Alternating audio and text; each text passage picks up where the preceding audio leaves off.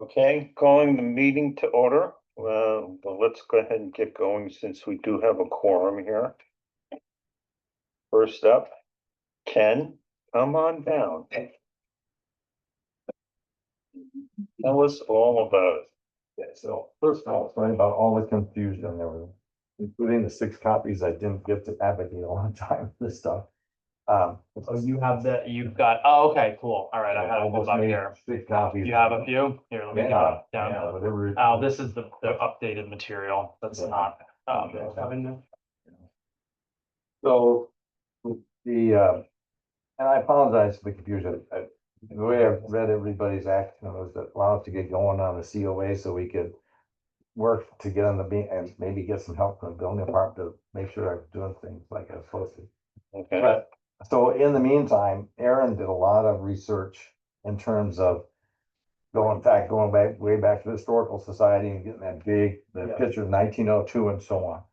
And I'm glad she did because first of all, there was, yeah, it really looks like there wasn't real big columns or anything on it. It's hard to say because they have some downspouts at the corners and so on. Now, what I can say, as we've gone through this, is that first of all, the colonial columns seem to be pervasive in the area. okay, And I think they'd be a good fit. And yeah, here's what I'm running into. I even took some photos, but a little late for this. As we dig into the existing port structure, right, what I found is that, first of all, those round columns were sitting on mostly nothing. The the actual structure, even the structure that's in there now, I took some pictures of a couple of 2x6s, but basically 3/4 of the round structure were not sitting on anything. And that's probably why they had that wrought iron at some point, because it Right. actually went around the actual the double 2x6s. So what I'm having to do now, in fact, is actually build out the corners and each one of the areas by the post, because when they at some point in time redid that port structure, the brick columns, there's literally only like one brick holding up the portion that's underneath there, and probably not appropriate. mhm, Even if it may be okay for the load. So what I'm having to do now is and I've got pictures of it if you want to see it, but I have to build that out. Probably gonna pour those, brick it and pour it up to the point where I've got the wood, because I don't know of any other way to ensure that the brick column actually supports what it needs to. And then I'm gonna be doubling up the trusses right, underneath, just to make sure. And really that, for the most part, it's the middle beam on the side that really takes most of the pressure. The middle post on the side beam actually takes most of it, because the rest is kind of held up by the structure that's in place for the other part of the building that actually comes out further. right, But essentially, I'll be working on getting all of those up to where they should be with a appropriate column. But like I say, I don't have that pictures of that. But it's another just example of what I've run into in terms of as I get into this property. Because we were taking up the deck boards because they were rotten, and then we found out what was really, in place. So basically, by doing that, I think that 6x6 post, which is 3,000 pound load capacity on it, should be fine. I've already got the 2x8 30-foot beam manufactured sitting on the deck, and we'll be getting that up in place as soon as we can. We'll have that on everything will be on jack posts, because it takes 3 to 4 weeks to get the actual corner of the post. so this is what you're proposing. Yeah, that's Aaron's rendering. I guess the only thing as far as the clarification goes is that through the stairs in the middle there, Yes, you've got brick, and I'm pretty sure you're not. That's what's there. that is the brick. Yeah, that's what's brick that needs to be on the back side of it, needs to be Is it brick poured. and bluestone? Or slate? Yeah. Slate on top, brick brick throughout. So that's not changing. Right, no, and there's brick pillars that are underneath the main supports too, so it's consistent. Yeah, Well, we Everything do, is, the colonial posts, we think they'll work historically and they'll be the best for structure. More helpful to maintain the structural support. I know I can strap those, I Yeah. can strap those posts to the beam appropriately, and I'm feeling good about the fact that we'll have a solid beam. But one of the things that would be interesting is, you know, from a historical building perspective is, man, it would have been nice if someone had been looking at this place over the years and going, hey, you guys are doing some stupid things. Lots of. But it was before you guys were active. yeah. Well, they did a lot of stuff on their own and they did what they could do. All right, anybody have any questions concerning the application? I feel okay with this change, given the number of neighboring residences, that show very similar, columns. I know that last reference image of the actual building, you can't zoom in enough to really tell. They kind of look round to me, and maybe the shadowing is making them look square, but,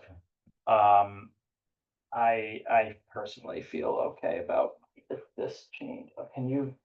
Yeah, I mean. to your I know, point, that like, one it's looked green, square, it but that looks needs to square look- with a capital. Yeah. Doesn't seem as decorative as what's being proposed. But it's narrower than the existing, and so what you're proposing is probably closer to the original than what was currently there. And way better than the metal, so I think we're inching closer to the original. To me, it's just a question about the overall style of the building and if it's consistent with its neighboring buildings and the new column style is appropriate to the specific building. I definitely think it'll be nicer. Oh, I could answer your question about, I think you mentioned something about the siding. Might be underneath the Yeah. vinyl or whatever. It's not in real good shape. It's not, I forgot what I said under the- yeah, sorry, okay. That would be, Maybe it's just for the further development. for now, we're gonna deal with the roots and the height. Well, thank you, I appreciate it. Yeah, do you have a copy for? Yeah. I have several. This is the final proposal. Well, I appreciate you doing the research Yeah, and, you know, digging out what, was there in the past. I think that really adds a lot of credibility to what you're proposing. So, Well, I would really like to be able to, you know, I think over time, it could be really nice. And yeah, it's gonna take. It's pretty nice. Well, I think there, I'm happy with Yeah, it. it's a good- Nice on the inside. We just wanna maintain what, the structure we have Yeah. and, yeah, right away. Yeah. Totally, get that. Did we talk about like gutter types? We covered that, right? Is that in the previous application? The Gutter, portion of the application? Yeah, I'm like, oh, the gutter will, yeah, they'll, yeah. the gutter along that. The gutter will be along, part of the issue is, if you look at that, I couldn't believe it, but that actually, that second dormer was actually put in as an option. And it was a mistake right from the beginning, but, and that's what caused a lot of issues with the whole front porch and everything, because of the way it funnels the water and so on. It comes right So between the two the doors. guttering, yeah, between the two, we thought it was solid until we cleaned out all the garbage and the two living trees that were up there. Oh, wow. And so what will be happening, a lot of this, we're needing to get this done because we need to get a new roof on. The insurance company said they need a new roof or they won't be insured. Yeah. So, yeah, so what they'll be doing is they're gonna be putting in a solid flashing there. And then guttering along that top dormer, the one that's back 6 inches, put a good gutter on there. Run the water to the side rather down to the middle. So you're proposing to attach these two dormers? The Just the flashing. Just the They flashing. won't be attached, Yeah. structurally. but, Cause right now, all the But the water runoff- goes right down in between the two dormers. It goes way back in about 4 or 5 feet. And that's what causes a lot of the issues. there's a space about this wide between them. Yeah, Once he dug it Dug out, out all trees and and, stuff. there was about almost a half foot. So Basically, they didn't put any elevation change in to pitch it out towards the front, Right. so everything just sits there. the roofing company is, gonna get back. They to should, the- they should get, now the permit should be, Yeah. should they cash a check, they have a check, so the permit should be part of the process, but. so the eaves of the roof are almost touching by just a few inches, and then the roof below that opens up to a foot and change, and then maybe 2 feet and Yeah. change before it goes back to the main, just looking at the historic. Yeah, it goes down below, yeah, down below, there's about this much space, but it comes through and there's a space about like that. Yeah.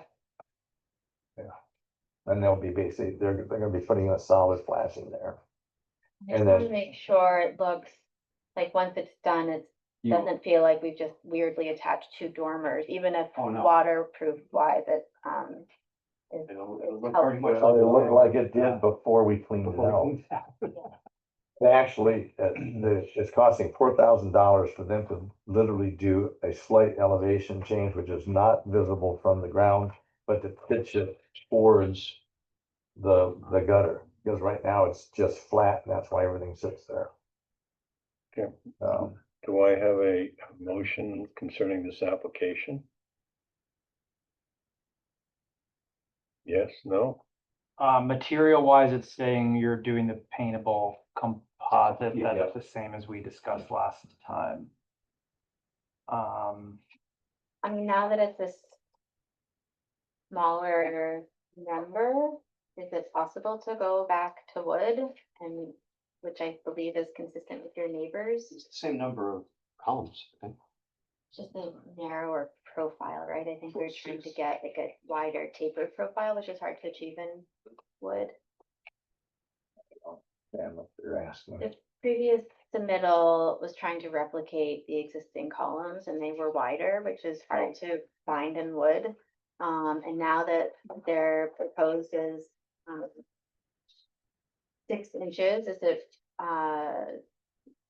looking at this elevation, is it, sorry, round or square? I should know the answer. I just haven't had time with this. So 6 Well, inches square. Square and then Square turn base and then on top flip. there. Yep.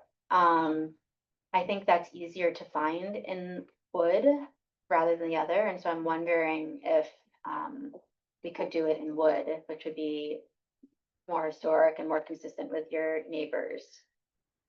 See, I don't see the difference in going composite versus wood. There's no one difference in would the know. look. It's, we sourced it and we have good material for the, So we don't normally approve composite unless there's a specific reason to, if the form is hard to achieve in composite. So a previous application on Kemble that rebuilt the garage ground up, I think we requested within the last 6 months that those columns are wood. So I'm just making sure the board feels that there is some consistency. Well, we do approve composite materials when, as long as they're paintable. Right. So we've done That's that what I for, heard last for time. siding and different and stuff like that. I've done over a month of research on these things. Might stay as it is. I just want to ask the question before we. I'm personally okay with the paintable composite. Okay. So, yep, I'm fine with that. All right, so do I have a motion concerning this application? I'll make a motion to approve the application as As submitted? submitted. Second that? Okay. Jim? Yeah. Aye. I. 1-0. Thank you for the lovely anniversary gift. yes, Our 48th anniversary tomorrow. Congratulations. Thank you. All right, thank you, everyone. And you do a wonderful job. Yeah. I'm glad you're doing it now. I wish you were doing it since 1960 or so. All right, thank you. thanks, you know. Thank you. Okay, 12931 Main Street, now that's the Cozy Corner. Yes.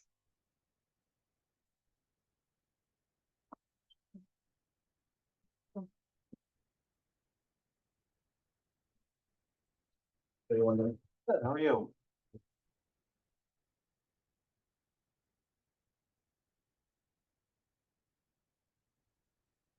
Okay.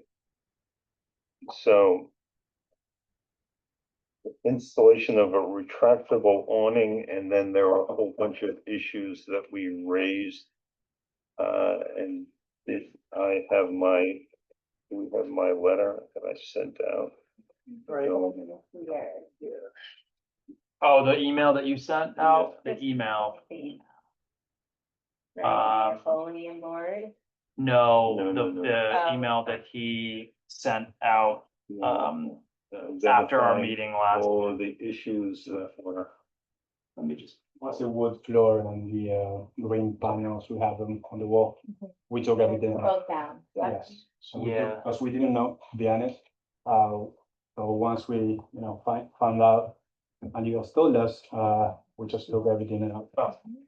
And now we're willing to, appeal and see what you guys need from us. To do it right. Okay, So. I guess going through the issues, Yeah. that's fine. The green plastic on the wall and on the fence, the, flooring, the wood flooring tiles on there, did you say those are gone too? Yeah. Okay. Yeah. And the signage. Oh, good, that was in the email, the sign. Yeah, Okay.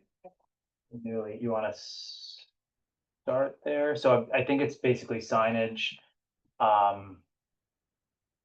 And one of the signs is overhanging the sidewalk, so I don't know,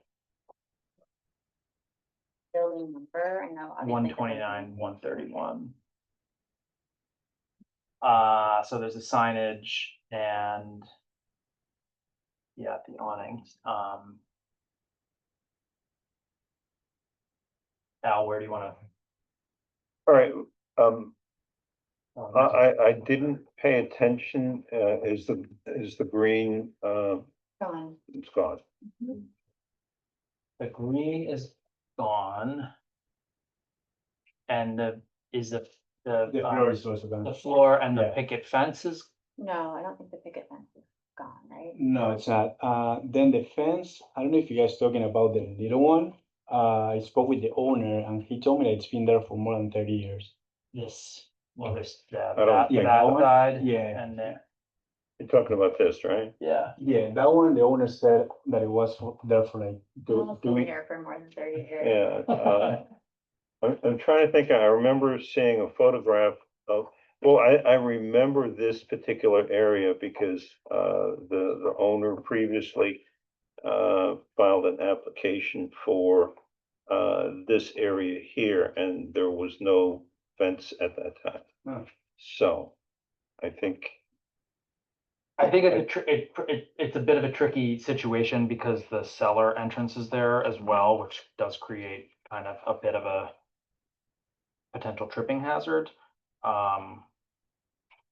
I think from, on my perspective visually, I think the awning, I mean, we'll get into the details about the awning, but I don't have any issue with the idea of the awning. I think that it is a lot, there's just a lot going on here. Right. Some of it's now been taken care of, but the picket fence that's just thrown there, well, I guess we also have the question concerning this fence over here, because that's different.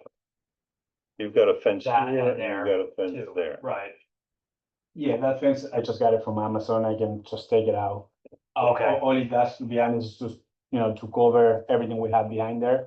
The right, garbage cans and, things that you don't want to see. yeah, Well, okay, so, I guess essentially what we are supposed to be looking at, is the awning and, fences on both sides, right? Is that what the application's boiling down to?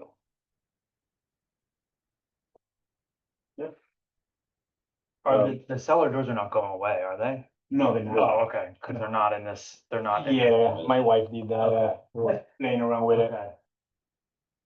because we know that you guys asked for an image.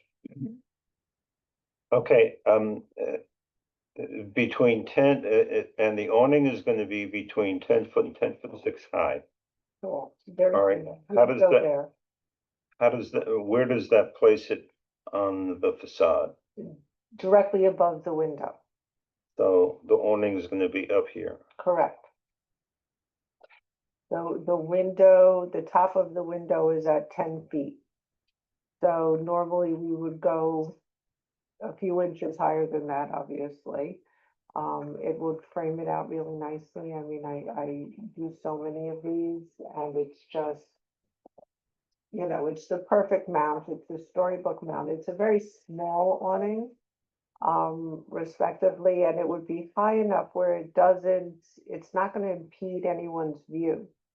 So in terms of, it'll create a nice quaint space without anyone on any corner having something obstructing their view, which I think is perfect. Was it retractable? Yeah, it's retractable. It says that it goes up to, we proposed to install an 11 foot wide by 9 foot maximum extension, so it Correct. can go out 9 You can feet. go out 9 feet. It can be brought in every inch of the way. Where is the property line? Because I believe the sidewalk is less than 9 feet Yes, from the the building. the sidewalk is 8 foot, I believe it's 8 feet from the building. So in other words, he could bring it in, easily. To only open, we can set it where it only opens up to 8 feet. Okay, so is the intention that the awning be the width of what used to be the AstroTurf? It's measured, I measured it, it's 200 Yeah. inches from the corner of the building, which takes it to say where that lattice is, the fence. So it would start at the fence and go over 11 feet, which is just shy of the other thing that's there now. So, So, it would start here, right? It would start there. between the windows. Where is that? Do you see the pen? I have, Yeah, she's saying it's gonna start between the windows. So That's it's not, right. it's not this. Yeah, This that's has not- it to that's the not left of the correct. windows, you're saying it starts here? It's gonna start, correct, it's starting right here. It's much Okay. smaller So it's than not that. like this rendering. No, it's smaller So- than that. So it starts, it's measured from, there's no point in covering something that no one's gonna be seeing Yeah. in, right? So if you drew a straight line from the The fence, edge of the fence. it goes over 11 feet, which brings you right to where, about 6 inches before the little hedge here. okay, And it's gonna help out with two big problems we're having right now. One is the heat that we're having from that side. We have like 3 splits and they're not even enough. So I spoke with someone and he told me if we put an awning there, it's gonna cover all the heat coming from that side. And also the safety, because we have umbrellas right now over there and I don't believe they, super safe. okay, let's take it one step at a time. You still want the fence, right? To be honest, that It's the fence, point, I can talk with the owner and tell them to take it out, because I don't. well, I think that the issue I would have with this fence is that typically our guidelines call for the fence to run from between the posts. You have it, or the owner has it tacked on to one face of the post, so the fence, if it's reconfigured a little bit, would be acceptable. I think I would personally prefer that all of the extraneous materials are removed and then anything that's going to be added back in gets applied for. So personally, adding this element, the awning element, I think the only reason that it works kind of visually is that the space has been emptied of all of the additional material. Okay, I'm not as, you know, I'm not as strict as far as that goes, because if they take away this fence and then they put back a fence in the same location, what difference does it make? But is the fence Well, needed pick at it. all? Not, is the fence needed? Huh? Is it? Well, it's, I think, we're talking about a safety issue because you have the entrance to the basement right next to it. I don't think that a 6 to 8 foot section of white picket fence is appropriate for that location visually. Okay, I don't have any problem with that.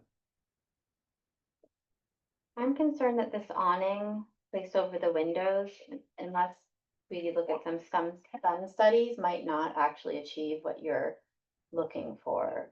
And that space is a little bit cramped, and the sidewalk, I'm concerned the sidewalk will be impeded on. And that Well- there won't be able to have people like easy passage. Well, I think that to me, that's the one issue that I have is, has this been worked with the village? Because the village owns the sidewalk. Well, it's not going, it doesn't have to even go near the sidewalk. It could, the stop can be set, so the awnings, when it's fully opened, is not covering the sidewalk. It's also Yeah. gonna be at 7 feet, something inches high. When it's fully extended at its lowest point. So. At the 9 feet, At not, if we are mounting at 10.5 feet, we have 29 inches of pitch to play with. So we could pitch it anywhere from straight down 29 inches. So at any point, at its lowest point, it is not gonna be near anyone's head, near anything. And it's literally can be, the set will, there's no reason to cover anything other than the seating area. Okay, and the seating area is within the building owner's property. Correct. yes. Okay. I guess one of the things which I would like to see is,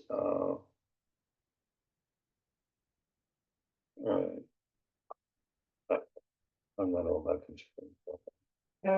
I think that the issue that we're talking about, if you take a look at this photograph, you can sort of see, you can see that if this is the property line, basically the fence stops at the property line. I guess,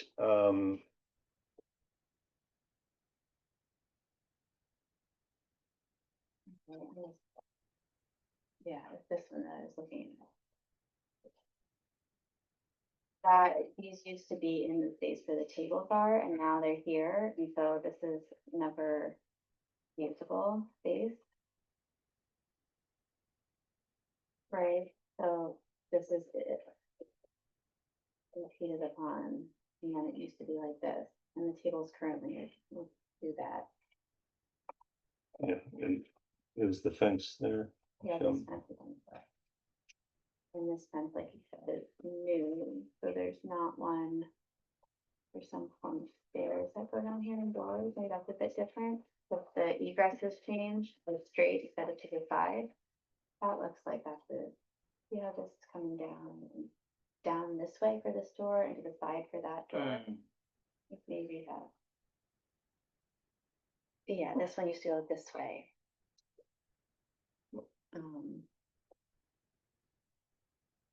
Just trying to puzzle through it. So these tables, this seating area didn't exist prior to Cozy Corner. No, indeed. Yeah, he had it away there. Well, not really, because the Well, we don't know photograph how that we old. were looking at, it was. Yeah, it was the maybe story. that's in the winter and he doesn't, you know. in the Well, winter. But the I- stairs are coming down this way in this photograph. The railing is there at an angle. Oh, there is a rent. So they're coming down. Yeah, everything is the same. We did, Still hasn't. yeah, everything is the same. what we do, so we had a fence right here, Yeah, the one that we got in Amazon. and then you Yeah. have stairs coming So this this- way. Yeah. Yeah, so Yeah. they used to go that way. No, they go that way and this way. And that way, so they just put a fence at the bottom, Exactly. basically at the bottom of the stairs there. So the stairs basically come down and dead end right here, but they're blocked. There's no, they're blocked because there's another set, the stairs all also So go you the have other two way. sets of stairs, but you can only use one right now. Yeah. Okay, I guess the question is that,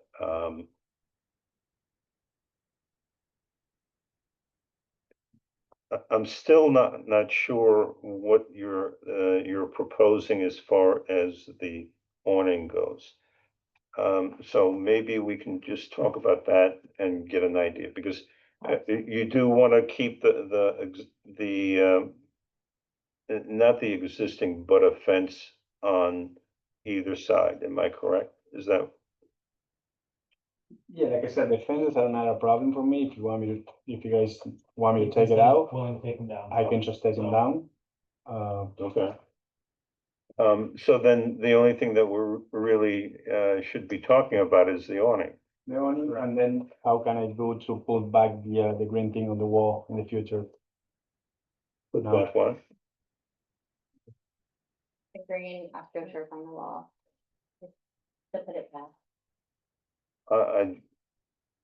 I think I have a hard, Yeah. I don't think that's gonna be possible. Okay, So in terms of the awning, Kimberly, did you draw it on when she was explaining it? Yeah. Can you confirm that that is, well, I guess the question is that, Yes. you said it's where Yeah. the fence is where it meets the wall, the right? other fence, This, the tall fence? That fence, that's where Okay, it that- starts and it goes to midway between the two windows. goes to here. Correct. the Bilco door stop. Yep. So we're talking about this. Correct. It literally only covers the proposed seating area, that small area that they use for tables. Yeah.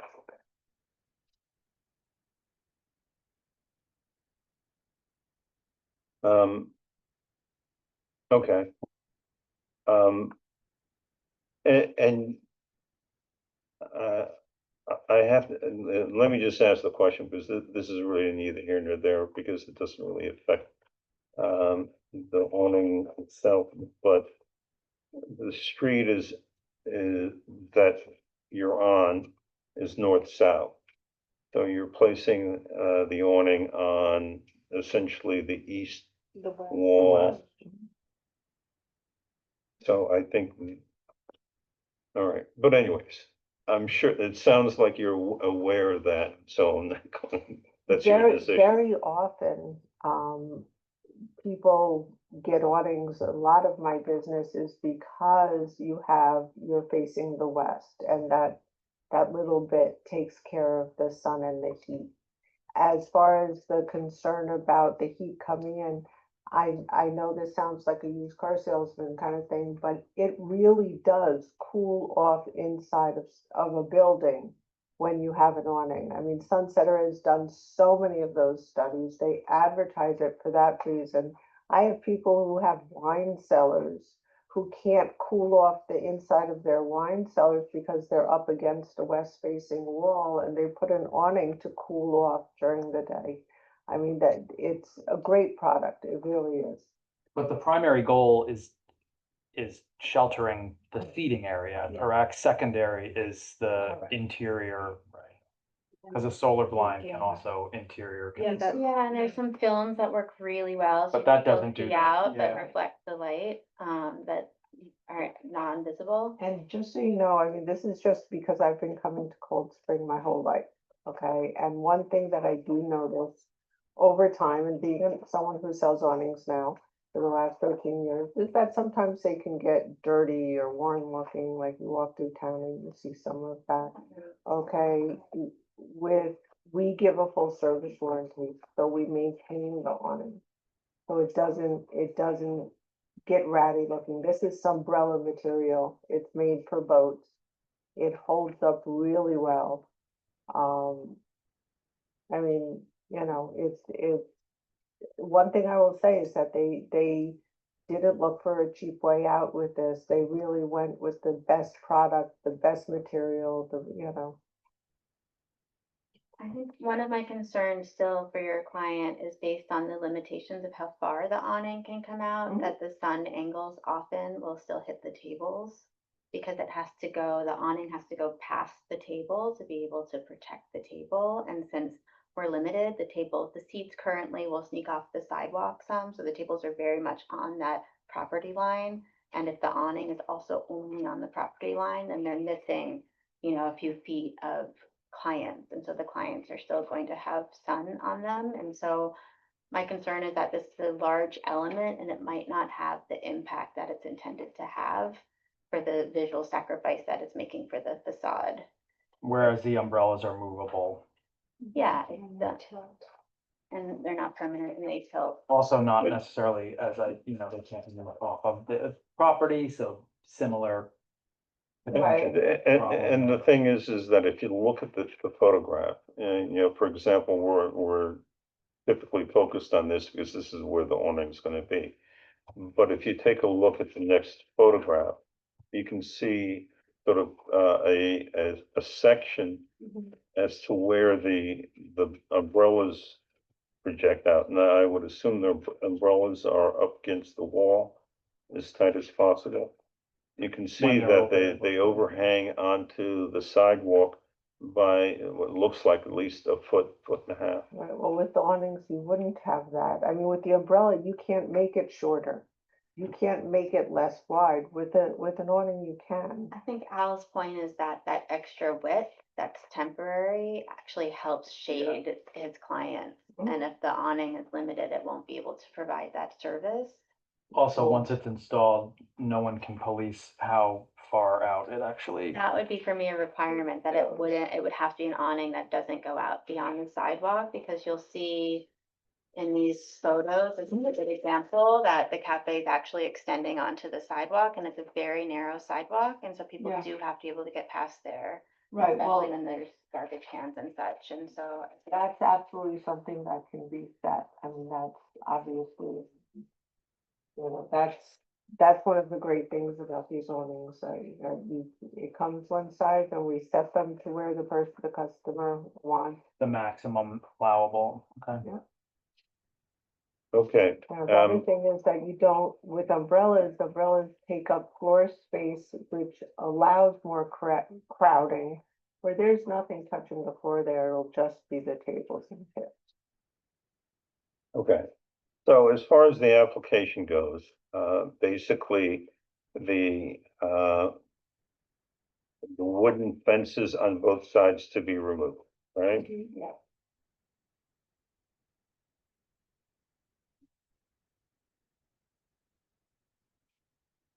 The plastic greenery is removed. The wood floor tiles are also removed. Okay. So, what we are looking at right now is the awning. And we know that the awning goes from here to mid-span between this window and this window, right? And they're sitting on top of the window.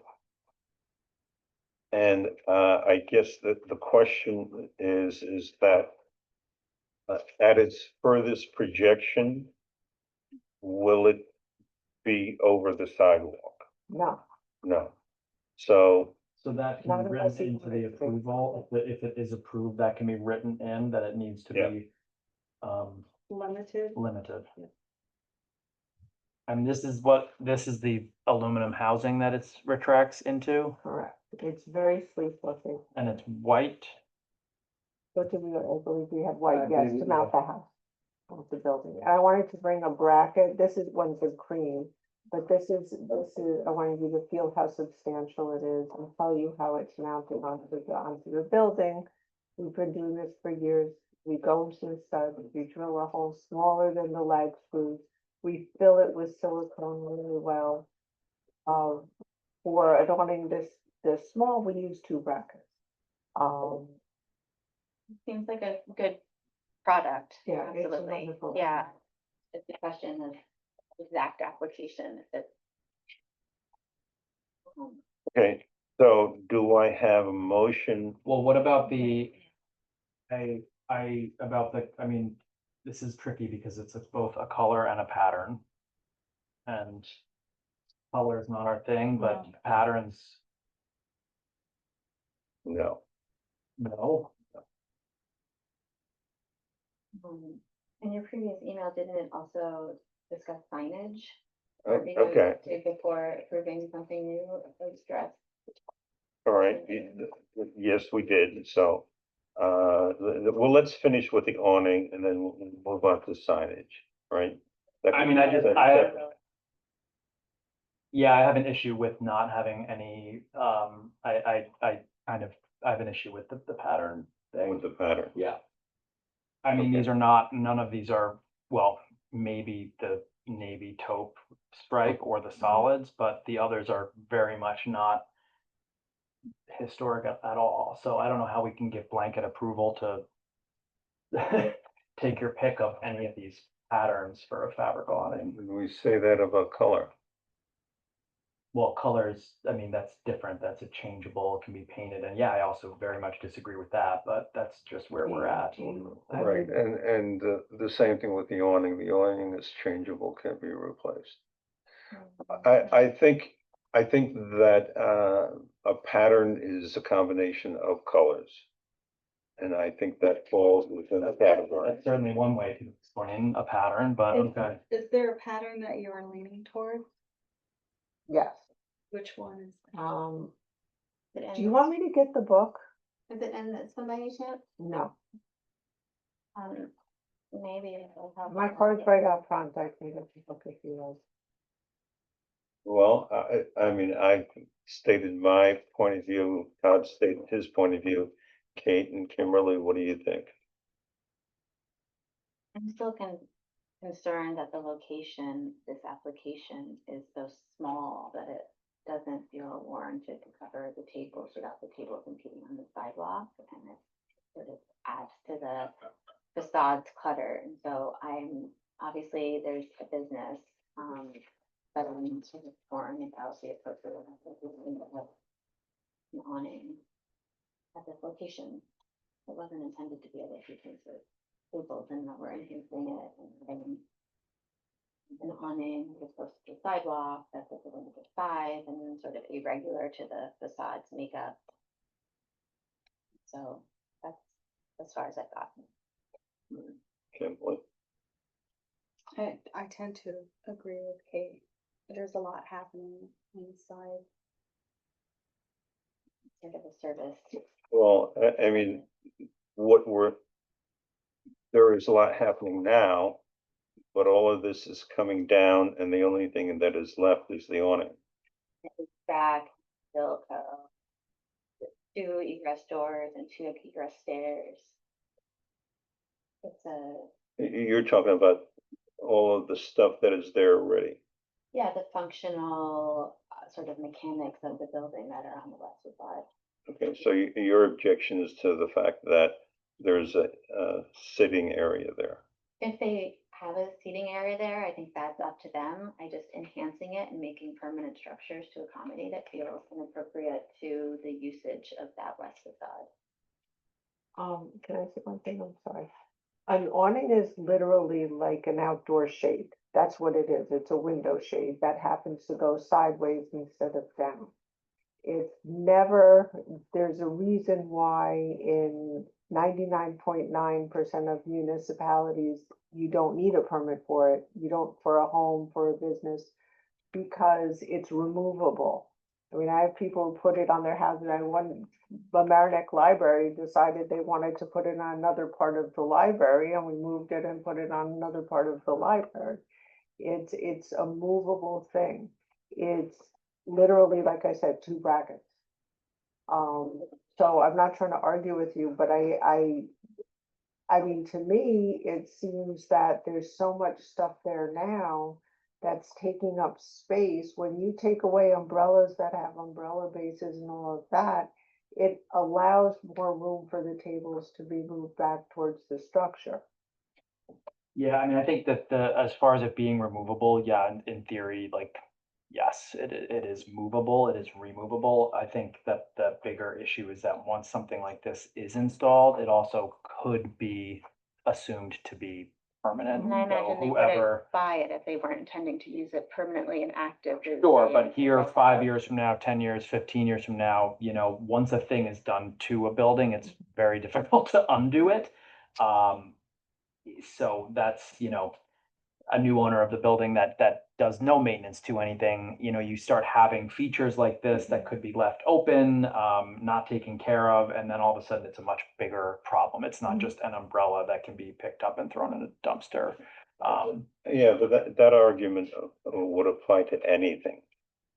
It would apply to things being done or added to buildings. Things Sure. that are Yeah. permanent rather than Yeah. furniture. Right. So I think the An umbrella umbrella is is a- furniture, this is a right. permanent fixture on the facade of the building. No. The side streets typically you would find awnings on a main street facade and not a side street or a place that was originally intended to be a service. Right. That's how I'm feeling with a narrow sidewalk Mhm. already. It feels like with the HVAC units and the egress stairs, et cetera, that it's a visually prominent feature that draws your attention to a service facade that should be left relatively minimal. Mhm.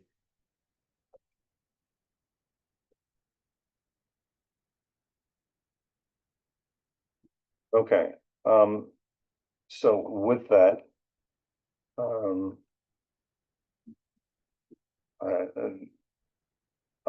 I'm gonna call for a vote, because it sounds like I've got three people who are gonna vote against it. But for the awning, what you're saying is there should not be any awning there. It's a hard thing to say because I think as business owners, we want to, figure out solutions to certain issues. But maybe there's another solution that doesn't warrant having an awning. But I don't necessarily want to vote until we address the other open items because, Well, the other item is signage, right? yeah, Okay, but why, this has nothing to do with the signage. okay. So let's look at it as a separate issue because, you know, I'd like to call for a vote on the application, not as submitted, but for the awning by itself. So, Kimberly, I think it adds a lot of clutter to the side. what? I think it adds a lot of clutter to the. Okay, so you're saying no. Yeah. Todd, I would vote no as we stand currently on this. No, not precedent. okay, and I vote yes. Okay, so the awning is not approved. So let's talk about the signage.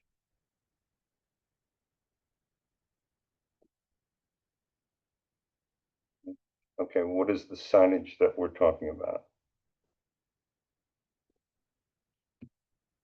The In floor the sign. email that, Yeah. I The think two after our signs. last The- meeting, you sent a follow, a request for you the facade signage. So there are two signs. This photo, you can see them in the photos. You can see one.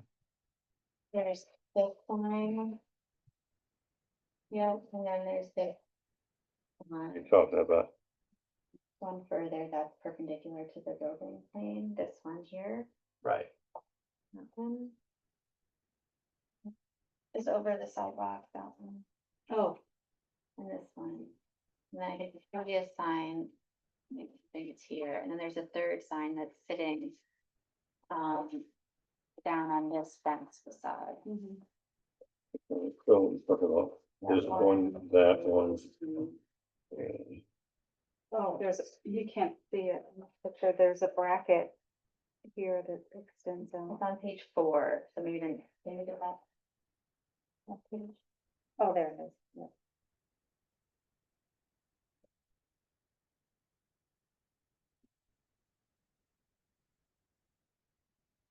And I'm wondering, and it predates these guys, because I've seen it on Hudson Hills photos, these two by members here between the posts.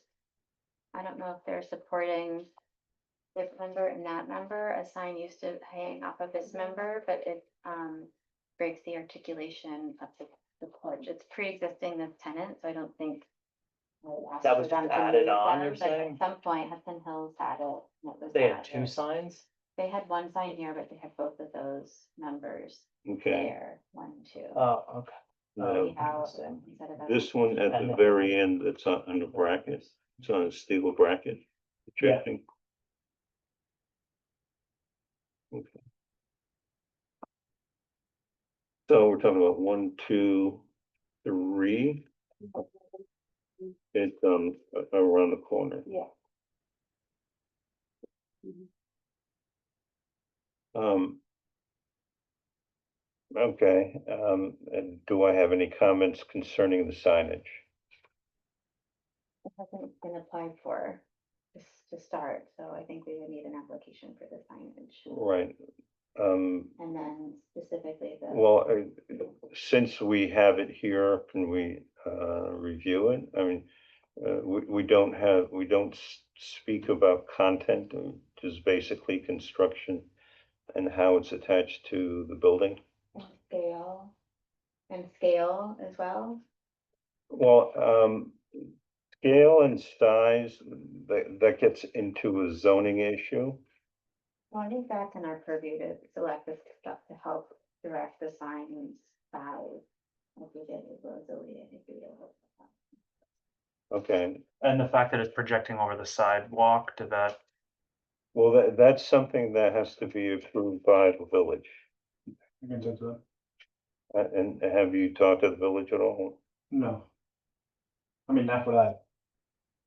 So, from experience, I think it would be helpful to talk to your building owner and get a site plan so you really understand where your property line ends and where the village property begins before you request the village, to participate, because Addie can speak to this, but I think it goes to a zoning meeting and then you have to put down like a $500 deposit just to meet with them, and so it quickly becomes difficult to understand if the sign is, I think there's also insurance requirements if yeah. we're projecting over the sidewalk.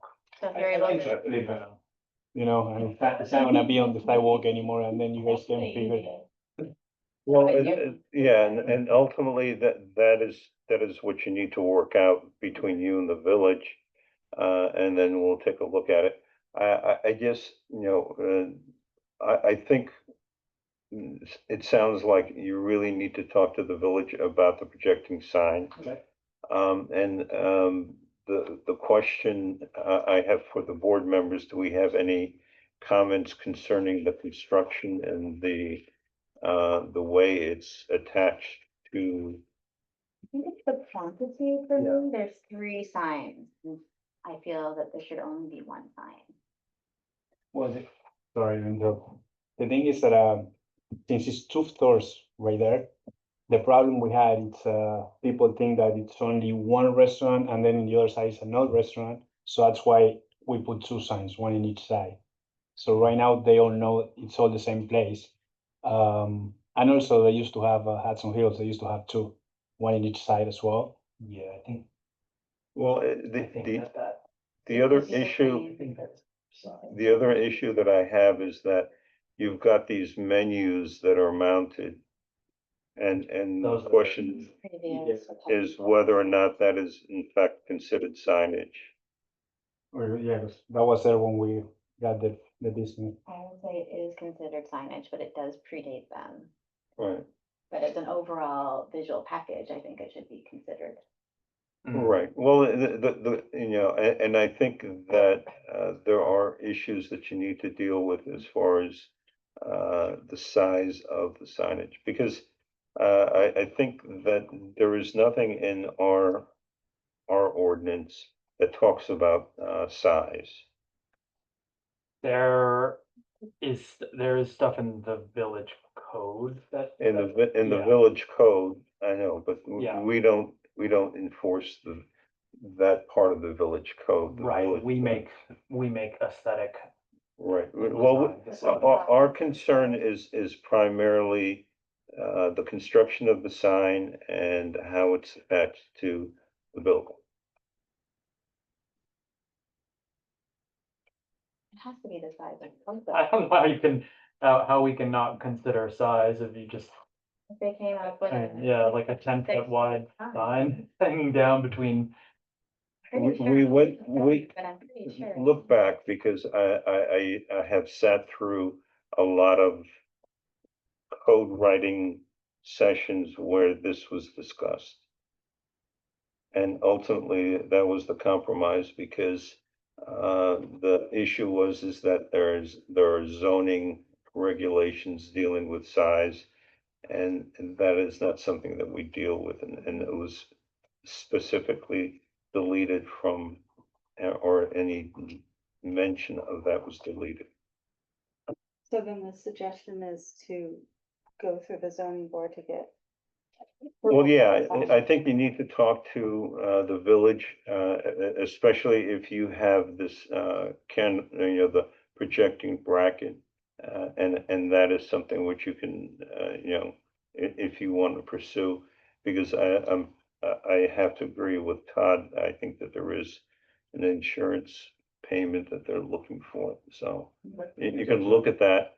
And also, the business about the menus being rejected, I think, is also signage. I'm just having gone through this myself, I'm concerned that if we punt him to a different board, that he's all of a sudden looking at some formalities and some sort of potentially prohibitive cost considerations in order to get a sign up. And I thought that signage is in our purview so that we can have these conversations and work out aesthetics, save for being on village property, but that. Okay, well, the thing is that ultimately, the questions that you're raising have to do with the size of the signs, the cumulative size. Quantities and, yeah, Okay, so, but the thing is that we don't have any purview over that, so I would rather that he go and talk to whoever he has to talk to as far as the village goes, and determine if all of these signs are in fact allowed. and section 104 of the code, signs and placards, and this might not be the answer, but 104.3. Well, look at chapter Chapter 64. 64, I'm on it right now. But this references the HDRB, and it says signage shall be included in any site plan review or special use permit review. However, when site plan special use permit review is not required, proposed signage requires a building permit and the certificate of appropriateness from the Historic District Review Board. So unless he's requesting a site plan review or special use permit that would go to the planning board, it's on us to review the signage. There's not another body that would review the signage. Well, Otherwise, almost everyone that wants to sign the size is contingent on the zoning board's approval, and then that's like months and thousands of dollars just for the sign up. That seems counterintuitive what we're doing. Does everyone require zoning board review for signs? well, I don't know how they're enforcing the signage requirements under that particular chapter. No, only those that protrude over a certain distance, so I think it's past 12 inches, then they get a referral to go to the zoning board of appeals, for example, a Kate's sign. But I think if the signage is outside a certain range, then a variance is required to see the zoning board of appeals. But you guys are the only ones that determine the approval of the visuals of the sign. So if you could condition approval on getting a variance and or approval from the zoning board of appeals, if you feel. Or it's the necessary. perpendicular, if it's a foot over. I think establishing that foot requires a site plan, Mhm. right? So that we know, because potentially part of his property line, owners on the property line is further than we think, and then that foot is not an issue. The same Okay. for my building, I just need to get it to see, I don't get it, but. All right, but even so, ultimately, he needs to go to the village and it could be the zoning board to make a determination if he has too many signs. I believe so. No? I can take one out. I can take Because the one in the corner, which it's hanging right there, I can take it out. I just, Why, if we have, why does the quantity of signs go to them? The way that I understand, and this goes back to before they changed it. The way I understood it is the total square footage of the signs is dependent on the well, it used to be dependent on the size of the window. So that's still, cause I was just rereading the code, so if it's a sign on the window, then it has to be less than 30% of the overall, window, Okay. glass area. If it's a sign on the facade of the building, it has to be a half the linear feet of the building, let's say it's 20 feet, the sign has to be half of that in cubic feet or square Square feet. Yeah. Cubic, so a 20-foot facade would mean a 10 Okay, foot. Square foot. where does it state that? That's in 104. Okay, and so that, who enforces that? I think when we're approving the signs, we know the code, and so we don't approve something that Right, doesn't no, match this no. code. Yeah, I don't think that's, why would we approve something that doesn't match code? because Well, we can approve something with the provision that That's true. If you want an extra big sign and we feel like it's aesthetically okay, we can Right. approve it and say this does not need zoning, so you have to go to zoning in order to get a building permit to build this thing.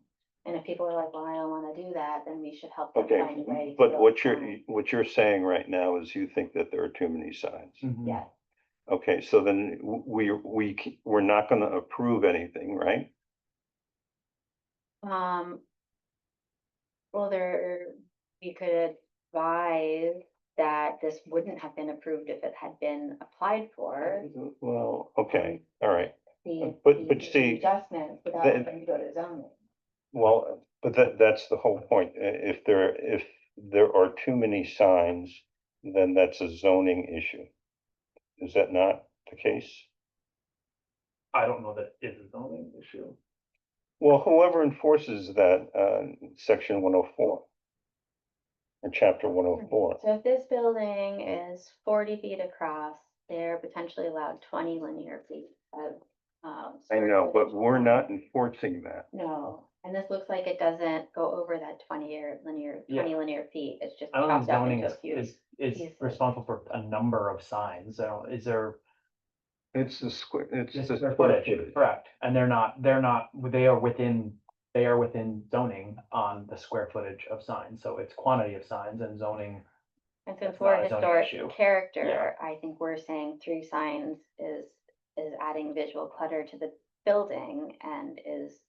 And Ramiro said he's fine to take the one of the signs away, so we are left with the 2 signs on the Main Street facade and And working. what about the menus? I don't have a problem with the But menus they were personally. there Before. And they would be considered a 4th sign, but I think as far as the zoning, linear square foot requirement, it would fit in, and I think I also Good. feel like it's white for now, it's white. And they were there before, and they're relatively non-obtrusive, and maybe that's fine. If we remove one sign, flip the other one, the circular, and keep the larger hanging one, then we get a cleaner, aesthetically cleaner building. Okay, so you're proposing some revisions which you feel would then make it acceptable as far as the village, as far as the HDRB. I think so, and if he loves the sign perpendicular to the building, because it does draw your eye up from below, those are helpful, and then he can go to zoning and request that, and he can let us know now if he wants us to make it contingent, approval if it's Well, okay, parallel. but then that is a sign. We've got 4 signs, actually, 1, Three, he's 2, just got 3. No. Well, we got 3 and I'm gonna get rid of the third one, so we got 2. 2 signs and then And the the, menu. menu board. and the menu board. Yep. Okay, so you're willing to remove the projecting sign? He's Okay. willing to remove this one, I think. This one, Yes. right? Yeah, and then the projecting sign, he was willing to turn the circle so it's, hanging, and we can discuss the placement, but hanging, parallel to the building rather than perpendicular, which would send it over the street front, which would require the zoning. Okay. All right, how is the sign going to be hung parallel with the facade?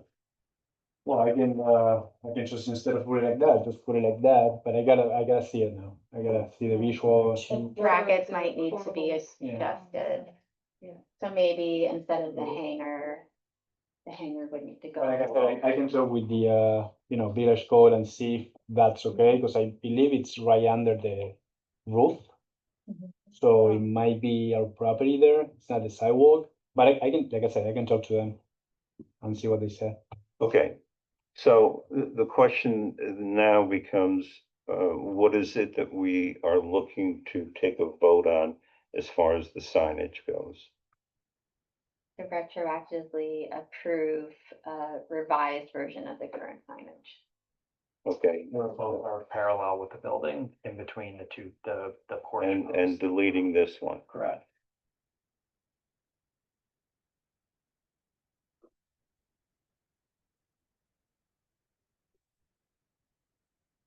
Okay. All right, do I have a motion as far as signage goes? Well, he was just saying though that this bracket extends underneath this this soffit on the roof. It does, but I think it extends past it. Yeah. So we could do a 2 version where one is we approve it without going to zoning if you rotate it. And then if you. Well, all of this is gonna be subject to the zoning. I mean, the issue as far as how many signs he has and whether or not they're all approved, that's not something that we can approve. So does he, in order to keep his signs, are you saying he needs to go to zoning no matter what? Well, I would think so. Significant thing to do. I know, well, that one section of that chapter 104. It references us. I know, but all it says is that a certificate of appropriateness, which is true of any signage. We always, because we need to review it for a certificate of appropriateness. Same zoning. But that doesn't mean that we enforce that chapter. There's nothing in chapter 64 that says that we enforce that. Did you find anything, Todd? That we are responsible for enforcing chapter 104? No. Yeah. But then I- you're saying even one sign that people have to go to zoning. So every sign has to Well, go through. but ultimately, that's going to be whoever enforces 104. I mean, honestly, to me, this feels like if it is in violation, Ramiro has agreed, is willing to have the sign hanging parallel with the building between the posts. So it's not on village property, that's Right. just willing to. If this is the make an easiest adjustment. path forward, you are willing to do that. In my opinion, if the quantity or the overall square footage of signage is not compliant with zoning, we are not the zoning board. We have issued our violation based on our own design standards and our own purview. It's up to someone on zoning or planning to say Absolutely. something or, yeah, Right. that's my opinion. So we are approving, And like you said, ultimately, who enforces the zoning regulations? Enforcement. Hmm. Can I suggest you guys table the sign issue until Ramiro gains further clarity on the signage, clarifies what he's going to remove on paper, and submit some kind of dimensional analysis as to what's gonna stay according to the code. That you guys don't have to figure this out, and at the next meeting, you can just proceed to approve or reject. Is that acceptable to you? I guess usually I'd say, but then you have to wait a month and you'd have to come back, but it But just they're means up, that so- they're up, so they're up until he comes back. Is that about I right? think that's a good idea, You want me to leave the signs until we come Yeah. back? Yeah. yeah. So basically, just an analysis of the 4 signs and including the menu case as a sign. The dimensions of the sign, and I guess specifically whether the projecting out, unless you are just gonna change that, but if you are interested in leaving it, we would need to know whether that actually is overhanging village property or if it's on, within, I guess, the bounds of the. Yeah, Is that correct? ultimately, what you need to do is you need to talk to code enforcement and have them make a determination as far as how much signage you can have. And then come back with that specifically and we'll review that. That's good. Thank you so much. Thank you.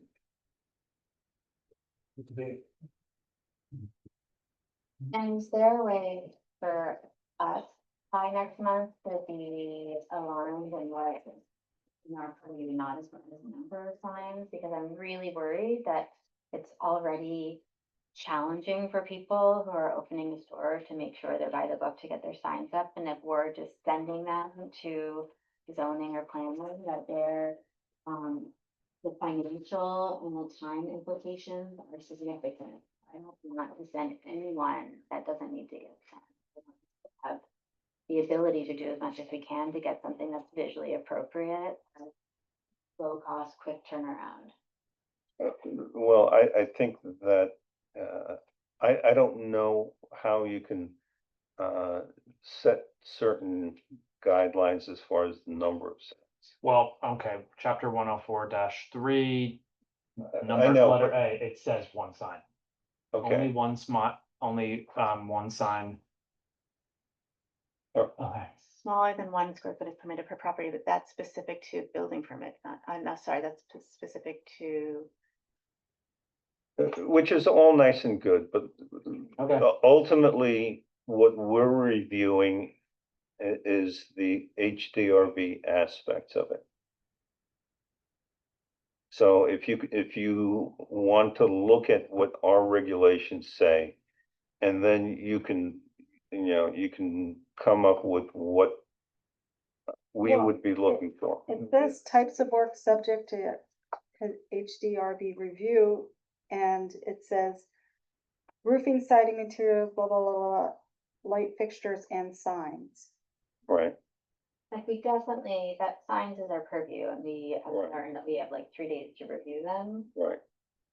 Chapter 64. It's- Chapter 64 has a section specifically for signs. And it doesn't say anything about quantity. Just the quantities which trigger and get to go to a different.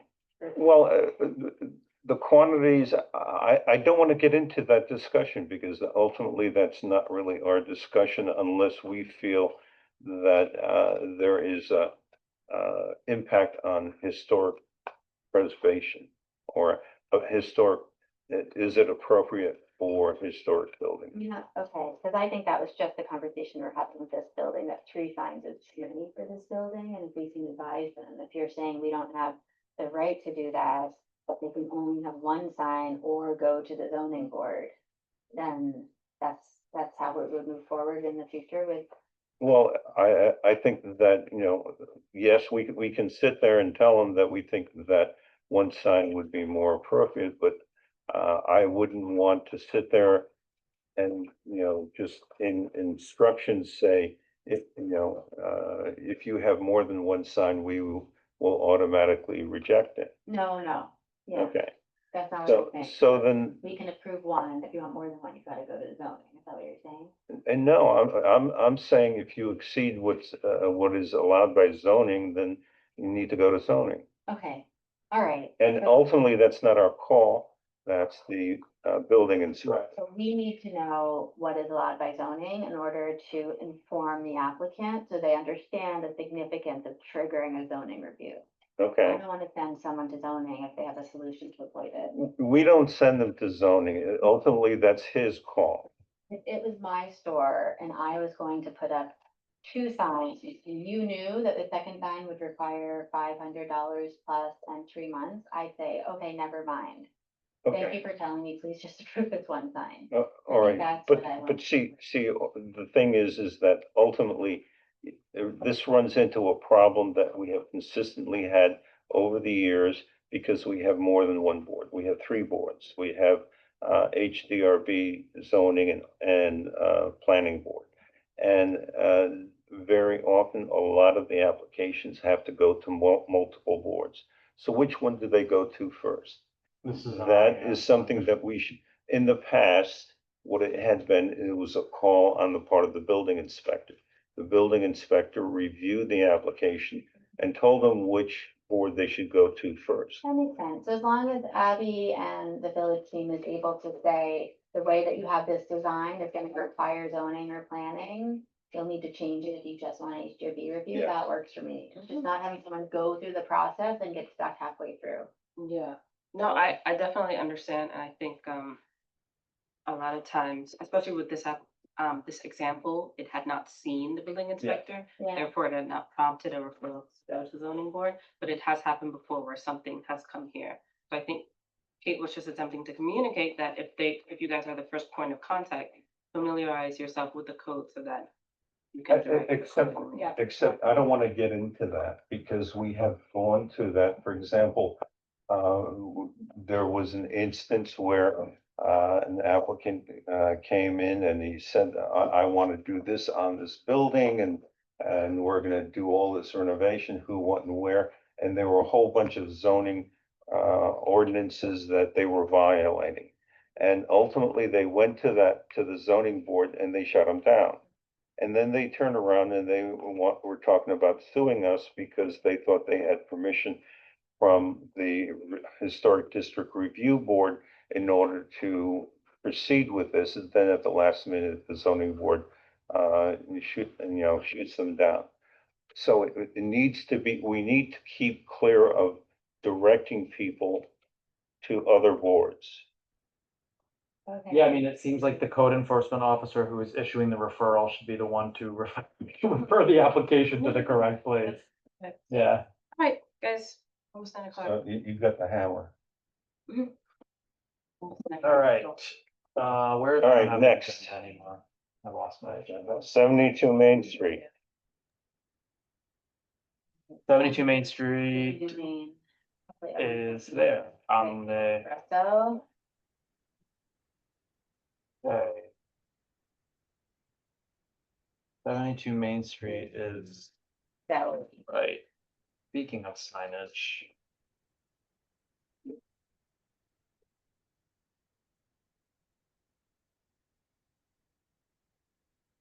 Probably, We are on Zoom, Okay. yeah.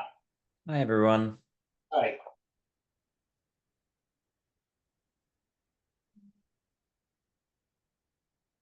Yeah, it's just like two pages. all visually.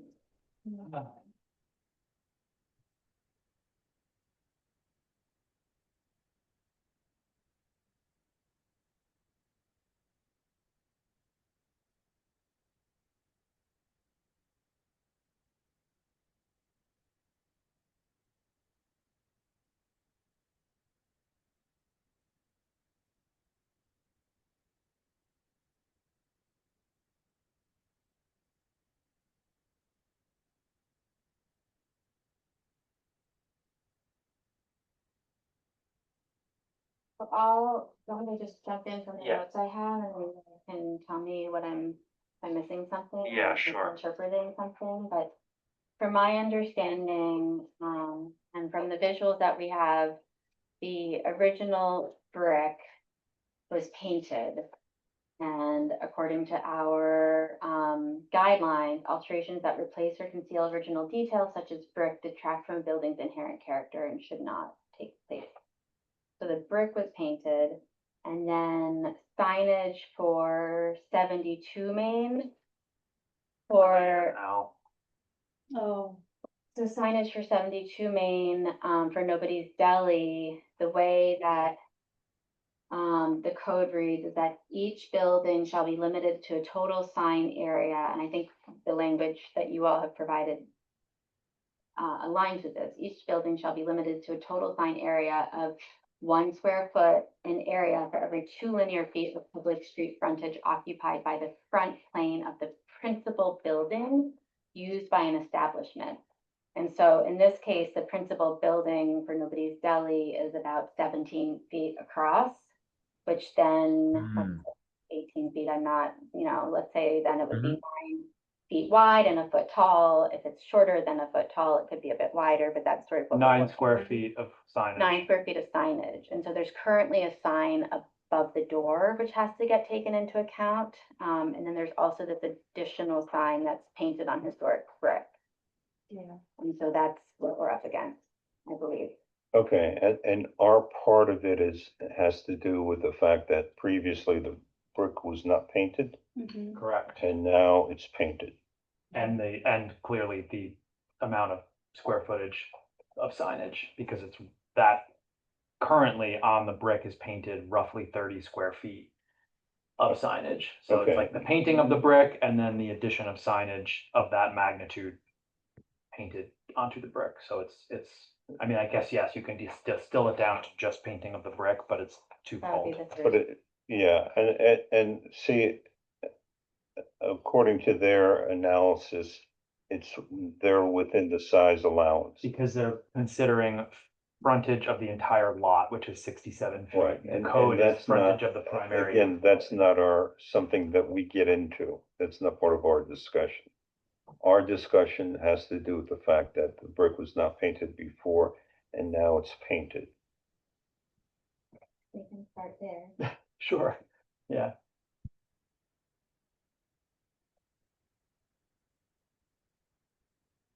I mean, there's no way, You can't. there's no way that this board would ever have approved painting of this historic wreck, hands down, like it would have been a 5-0 vote.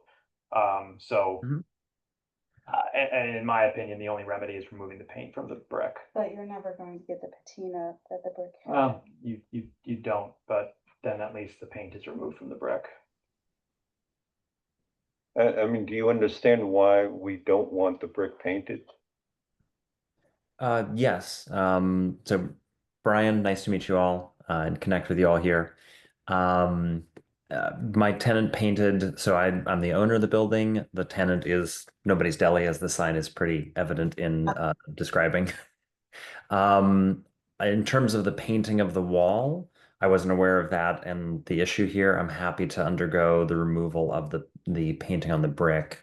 That had, based on some prior understanding, I thought that was allowed from a prior conversation with a prior HDRB member, but if it's not, I'm trusting your interpretation and direction here. Happy to have the paint removed from the brick, and then I think if that's we'll call it step A in the process. And this sort of goes to the point you were making before, would love to just get guidance so that whatever sign gets put back in place is, done right so that we sort of get it right on the next go, if that makes sense. Yeah, All right, I think that we would request that the paint be removed, and it's, you have to understand the logic behind it, and I think in our guidelines, it goes into that quite a bit, because basically paint is a film which Mhm. covers brick. Brick by in and of itself is porous and will absorb water. And so what will happen, and you can see that on most painted brick walls, is that after a while, the paint starts blistering and popping off. Mhm. Basically, I'm trying to think if there are some materials, some solvents which would remove most of the paint. And the issue becomes removing the paint without damaging the brick face underneath. So, with that, and in reality, that's the only thing that we really need to deal with in this particular application. So do I have a motion concerning the painted wall at 72 Main Street? I do have to say there are other painted brick buildings on Main Street. There are, yeah, There and as far as I know, none of them have ever come to the HDRB concerning their, Sorry? Some might predate the HDRB, Yeah. but it's explicit in the guidelines. So I don't think we want to perpetuate the problem. so do I have a So this application is not specifically applying to remove the paint, though, how are we phrasing? Well, this has to do with the painted sign, Mhm. and what we're saying is that we want to have the paint removed. We are saying that. Yes, And may I just ask just so again, going back to sort of, and then is that, so that's, we'll call it the pane or the plane of gray paint that is sort of like the background that creates a canvas. And If then, you look to show you for reference, Mhm. what the. Yeah. You ran on the building, right? So Yep. all of the brick all the way across was raw, so that's all Yeah. that. Perfect. And so happy to do that. And then is there an allowance for painting the sign itself in some fashion? So what is there now? I can't picture, there is a sign, there's another sign, There's a right? sign on the, Across the front. Right, on the sort of awning, right? And Within the, right, and the Allow. thing is that, and ultimately, that's what we don't especially want to get involved in as far as talking about size of the sign. That is but Abby's hammer. if Brian is asking if it would be okay to paint some version of a sign on the brick, I think we are Right. saying. would not. oh, that's what you're asking? that correct. That's the question I was attempting to ask. No. Yeah, Right. I think I thought the Current answer sign was that no. I they just have wanted to like on the wood, I think is Right, and allowable. if you want to put up another sign and attach it to the brick wall, Right. that would be acceptable. We'd have to take a look at it, and again, Mhm. into the issue about size of the sign, but I think that we don't want a sign that is painted on the brick. Okay. Except I am pre-stating a judgment that we're making. So do I have a motion concerning this application for the sign? I would move to approve the removal of the paint. Well, why don't we? It's not in the application, so I don't know what we're. Well, no, why don't we say that the motion is to not approve the sign as applied and require that the paint be removed? I would make a motion to Disapprove. disapprove of the current application and to require the paint be removed from all of the brick. Okay. A second? Second. Okay, this time we'll, Aye. Aye. okay, 4. All right, so that's the, And just for clarity, I just want to make sure the wording is correct here. So you're not disapproving of all the other things that happened, just you're saying, hey, there's a sign here that got painted after it went into operation. After the deli went into operation, the tenant painted a sign and it got brought up on, I guess, code enforcement. You've weighed in and said, hey, we don't like this sign. Please have the paint removed.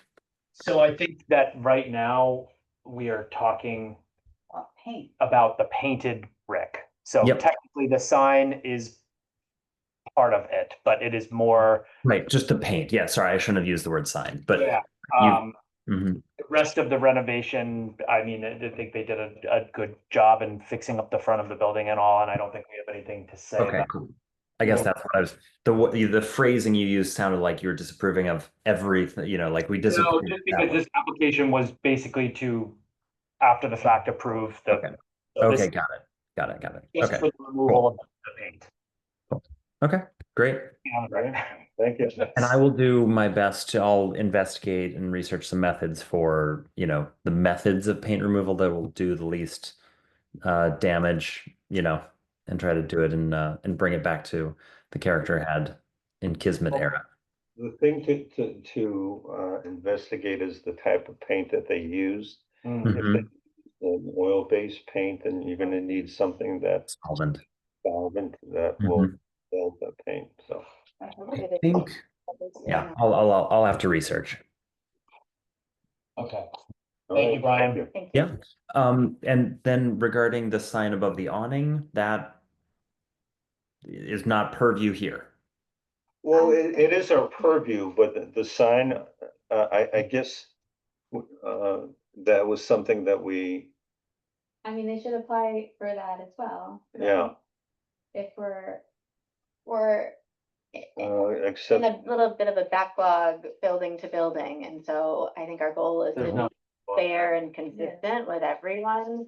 And that's, I think, just to sort of make sure we've got all the bases covered, if they can submit an application for, this is a wooden sign on the, It's painted on the wood. Letters on the pre-existing historic wood awning, correct? okay. Yeah. I so have an image that I can like put up on the screen if that's That helpful. would be helpful. Her Yeah. letter, those are letters attached to the wood. Mhm. They just painted on the wood directly. Correct. Yeah. I think here you go in case this is helpful. Yeah.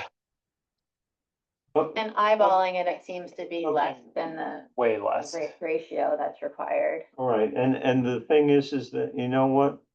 That, they didn't make any material change to the No. substrate. Yeah. They just painted over. Mhm. Yeah. You guys. I think it's fine. Yeah. So, yep, that's good. That's okay. So just to make sure, so I'm gonna work on investigating the brick painting removal stuff. Move That's to all. that process. Serious Is there a pointing out, like, I think it is we're so grateful that you're going Yeah. to sort of remediate with the brick that my joking blase approved is sort of a nod to that, and I think. Thank you. Looking at Thank design you. that's above the door is aesthetically appropriate and Yeah. apparently scaled appropriately, and so if we'll formalize it, I vote to approve the sign above the door as designed. Well, I will disagree with you only to the extent that Okay, it's a painted sign on existing, Technically. so not an overview. not in our purview. Okay. Anyways, you're good. You're good. Thank you. I may just while I'm here, I'll just say the following. I bought a number of properties along Main Street, and I really am trying to do everything I can. I love where I live. It is an amazing community. And I'm trying to do everything I can by the books and follow things and bring things back to historic standard. If there are ever any concerns, confusion, or things, please don't hesitate to, reach out either, through the board or even just on the side directly, just to say, hey, this thing you're doing here, maybe the board would take issue with it. I will mention that there was some confusion last week around some things happening down at 37 Main Street, which is down at the bottom of the hill, the infamous Tyvek building of many years. And I think we cleared that up with the code enforcement officer. He had made some assumptions, understandably, that we had put new siding on top of the Tyvek. When we hadn't, we removed the Tyvek and we just painted and repaired the existing historic siding. And then We're talking about the yellow building? yes, so I did a color analysis. That QR code survey fun was me. Yeah, it's just the east facade that is questionable with some windows have been removed and. So all of that, so none of that is work that we've done, just for clarity. that was when when the asbestos siding was removed, right? When that siding was removed, it opened up and showed window holes that were there underneath that we didn't put in. We haven't added or put anything in. I actually just got, I think from Abigail today, or maybe it was yesterday, my referral for coming to see you all for the window plan on 37. I can tell you in advance, I'm matching existing windows. I think they fit exactly with inside the historic district, standards, design guide. That's my goal. My plan is to match the same window sizing, painting. I am relocating a few of the windows, and I know this is not the actual hearing, right? This is just informational, but if you have any advice or questions, please ask now. But I am realigning them to create a better symmetry on the side of the building. Often windows are put in where it's like easiest. I studied architecture myself. Often they're sort of done for like what works best inside, but it has sometimes a negative, chaotic feel on the outside of a building. And so we've rearranged the window plan so that it is a nice symmetrical 3 on top of 3 with alignment in our submission for you. Cool. So that's the plan. You the tenant? We do. We do. They've asked to keep it. They've asked. Come on, we all want to know though. But I did. What I will say, and I spoke to quite a number of friends around the village and whatnot, as well as some of the trustees.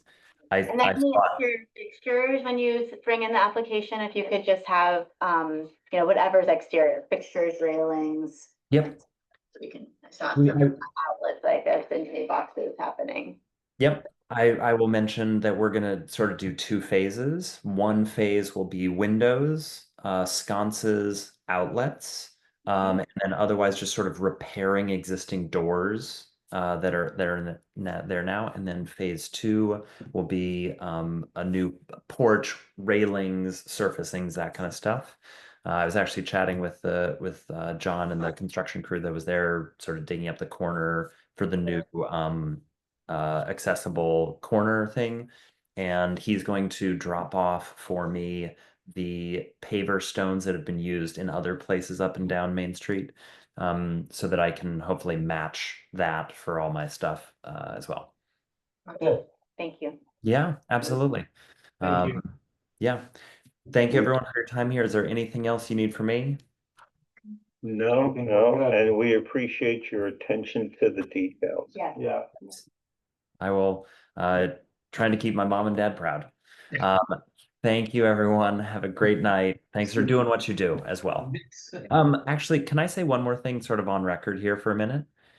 Sure. I'll just mention there was the article in the Current a week and a half ago around some of these issues, and I did respond to the reporter who reached out regarding the sign post, and I wrote an email along the lines of, I really do appreciate the people who donate and volunteer their time and put effort into helping us achieve these things, which are standards. I'm the weird guy that's suggested to Kathleen and some of the other trustees that, like, even considering like not mandatory paint color choices and palettes, but suggested opt-in if you want, so that we have cohesion amongst paint colors.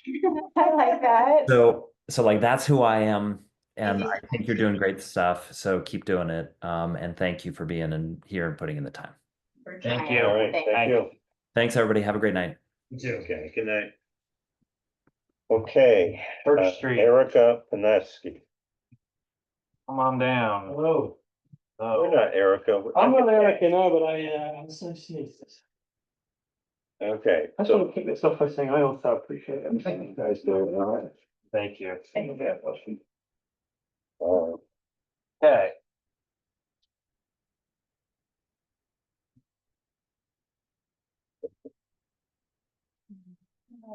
okay, so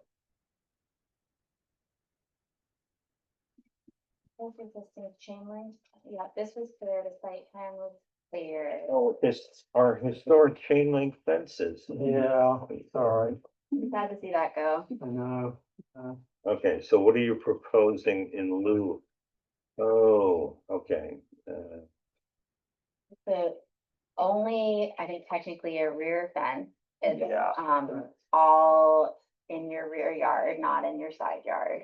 We don't have a side yard yet, like just an alleyway. It's Yeah. basically, this is the only, way the.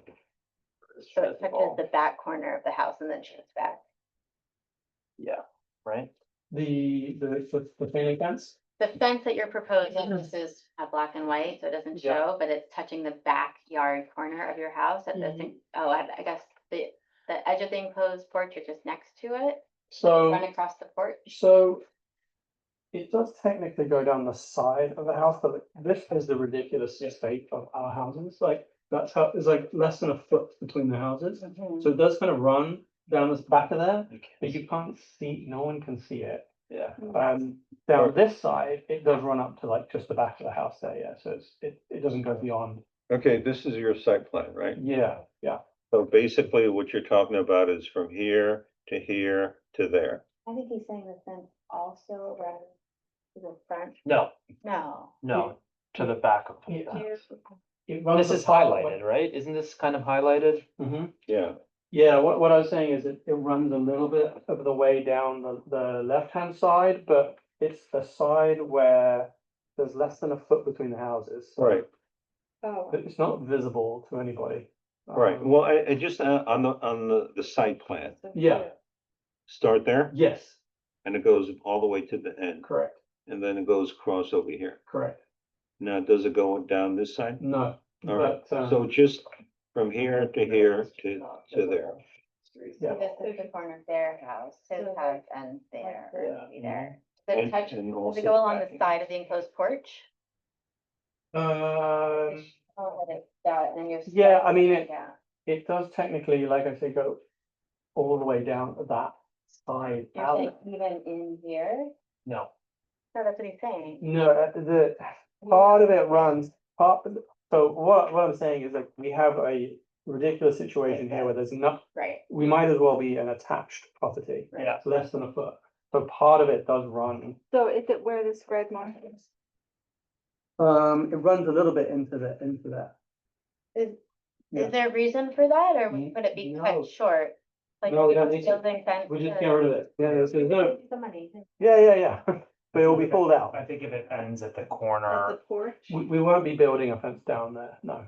But, It's just hard the to current, access and maintain. to answer your question though, the current fence does run further away, but we just. So you can pull it out and just where the two houses Yes. touch, that's, you can just block it off or do Stop it, yeah. whatever, so it's. Okay, I guess the question is,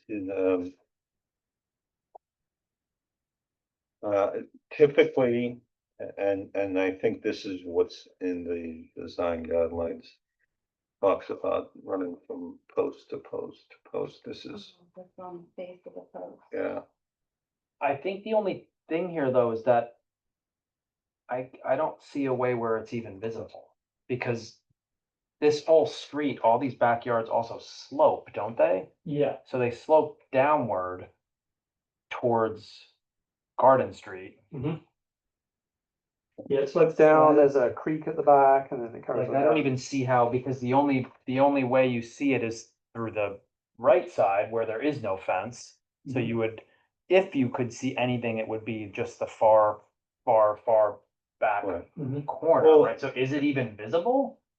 Well, I guess the question is that this is, and the reason for the business about the post is that what we see here is what is visible to in your yard, right?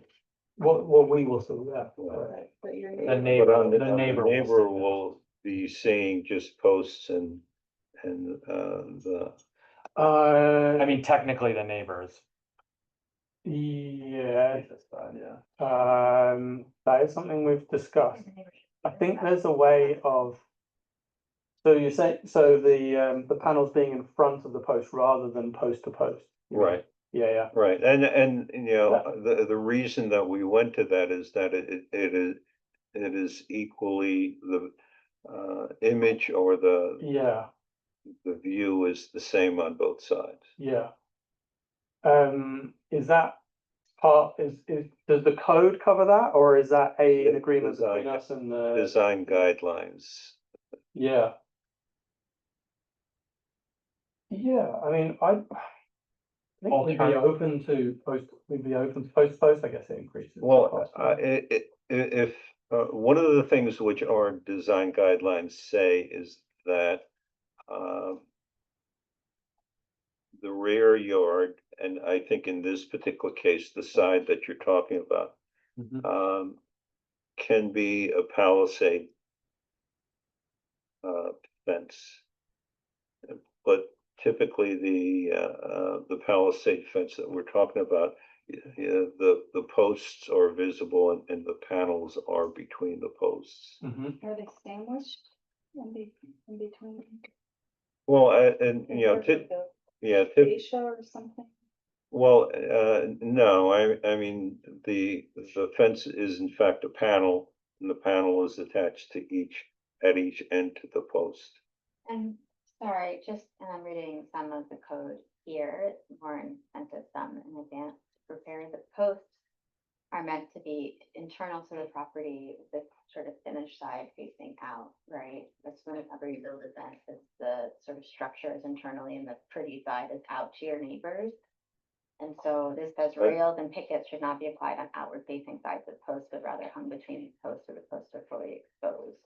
You're saying facing pickets in the middle. Rails and pickets should not be applied on outward facing sides of posts. So wouldn't it be okay if this is facing out? Structure is internal? Don't have any issue with that. I kind of go back to the fact that you literally are not gonna see this at all, so. It's setting Well, precedent, Yeah, right? no, I mean, but if the compromise is to have the post on 17 Church's property and this facing the neighbor, I mean, that is what is the standard That's the typically. standard, So So that would meet the standard, but alternatively, we could do post to post, horizontal post to post. That's the other alternative. Okay. where the horizontal members are in between the Mhm, two mhm. posts. Yeah, And and then both sides, yeah, And then yeah, both no, I sides, get yeah. that. Okay, And as far as, I think yeah, we'd be amenable to that. um, What? Would be amenable to those solutions. You know, having the posts and running the panels between the posts. Or that, or having the posts on our side so that the neighbors get the aesthetically pleasing side, I guess you could say. And this is considered a side Yeah. yard? it's considered a rear yard according to the document, the diagram that's. So is the- So The height 4 feet or? 6 feet, and they're requesting 5 feet. Right, Yeah. yeah. So I think we were concerned about that, but Mhm. given its location, it's not a side yard issue.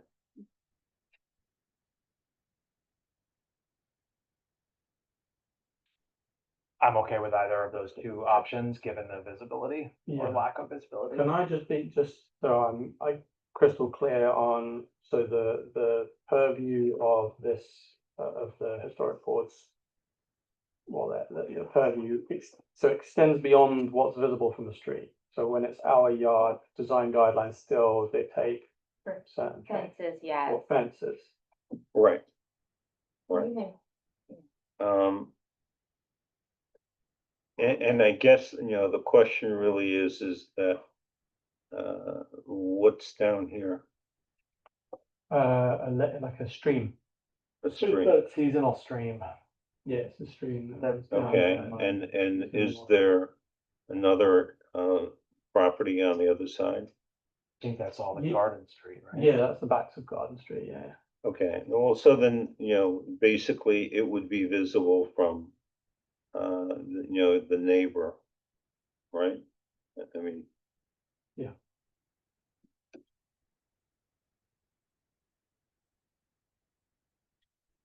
It's this configuration, right? It's an anomaly in the grid. Where you have this stream running through, so that's village property and then the next property. I'm not sure which specifically. If you were to ask for a 7-foot fence, that would not be us, Mhm. or in the front yard, something larger than 4 feet. Yep. So height, if it goes over what's allowed, in village code, we wouldn't be able to prove that. Yeah, I think I'm happy with 5, I don't think we want it any bigger than that. We like our neighbours, kind of want to see them. Yeah, good for light, right? I guess my only question is that, mm, what is the logic, as far, well, okay,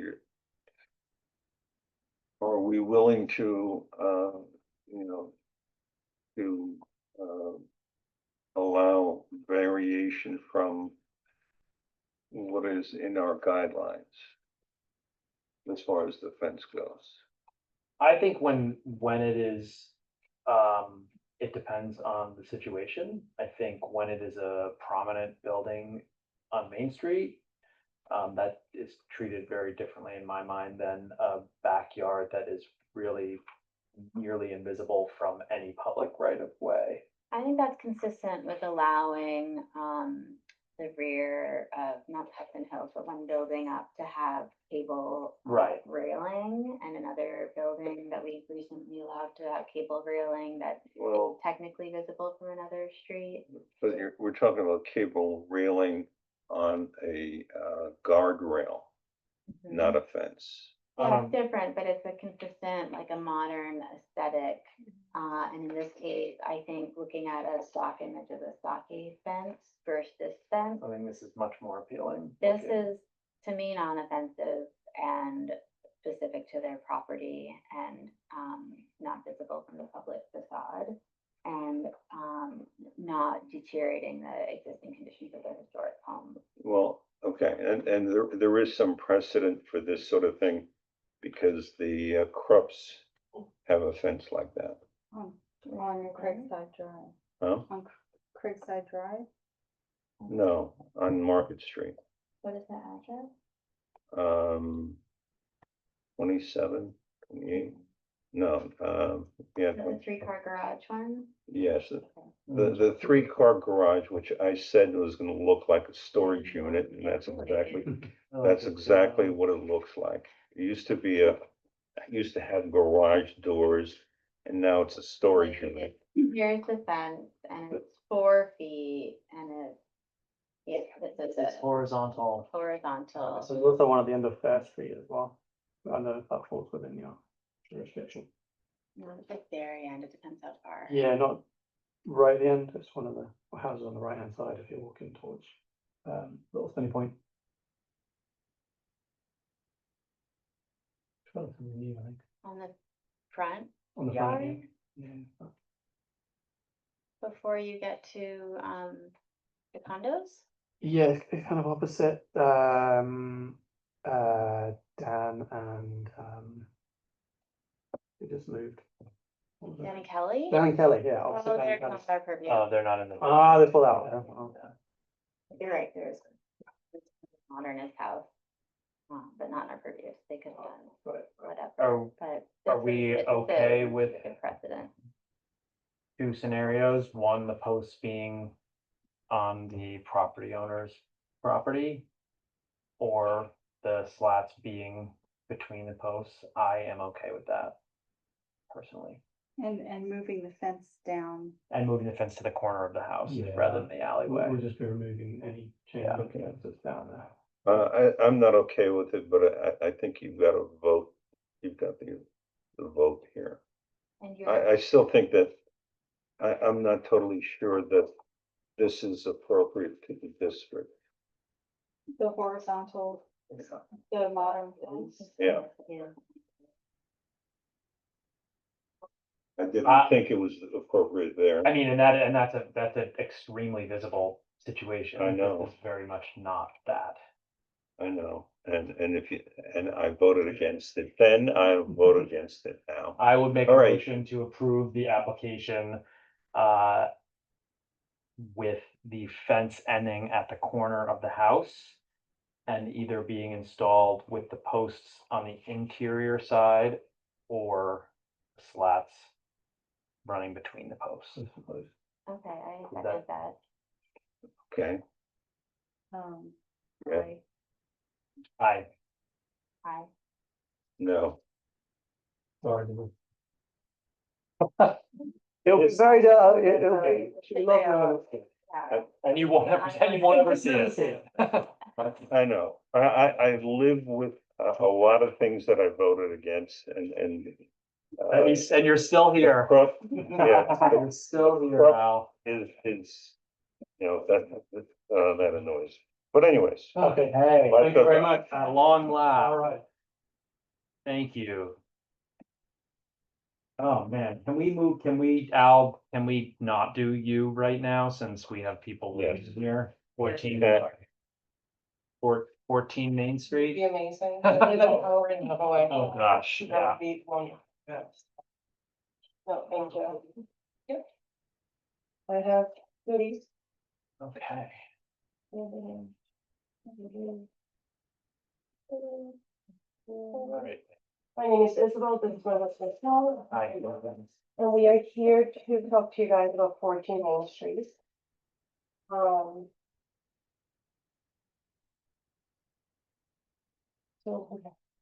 signs again. So. In the folder is a copy of our email. Do you have the extra copies of the permit, of the referral? I don't have that. Yeah, it should be. Oh, they're on the table. We have, Okay, got it. yeah, yep. okay, Here's a picture of the proposed. Where the banner will go.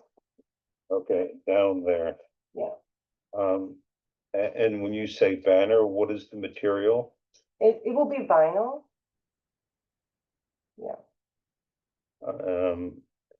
Okay, and what keeps it in place? You- so it will be securely fastened with 2 existing vertical porch columns. We'll be using heavy duty, weather resistant gruments and reinforced cord.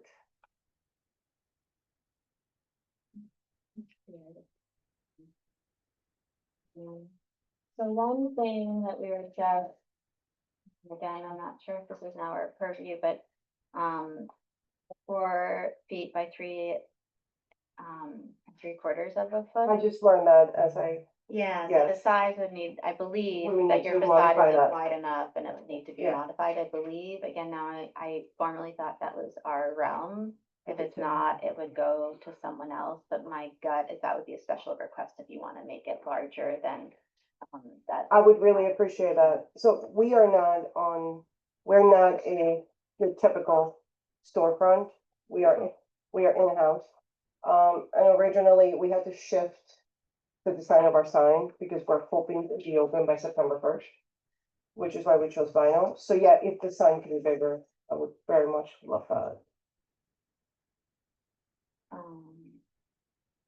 So I think I'm saying that if we approve it, the sign as size currently would have to be approved by zoning, because I believe that this is too big to be approved. Unless it's a If it- temporary sign, is that correct? So we originally filed for a temporary sign and we were told that you guys don't do that.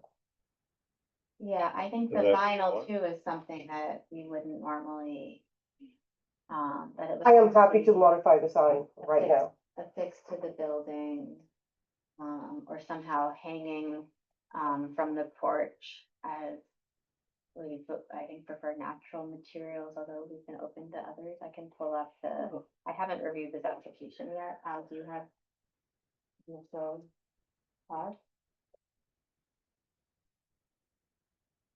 Signs, banners, and flags that are exempt from HDRB review, temporary signs. Any sign, banner, or flag in place for more than 30 days is not considered temporary and must comply with design guidelines and zoning regulations. So if it was a 30-day or less situation, it would Is be, it?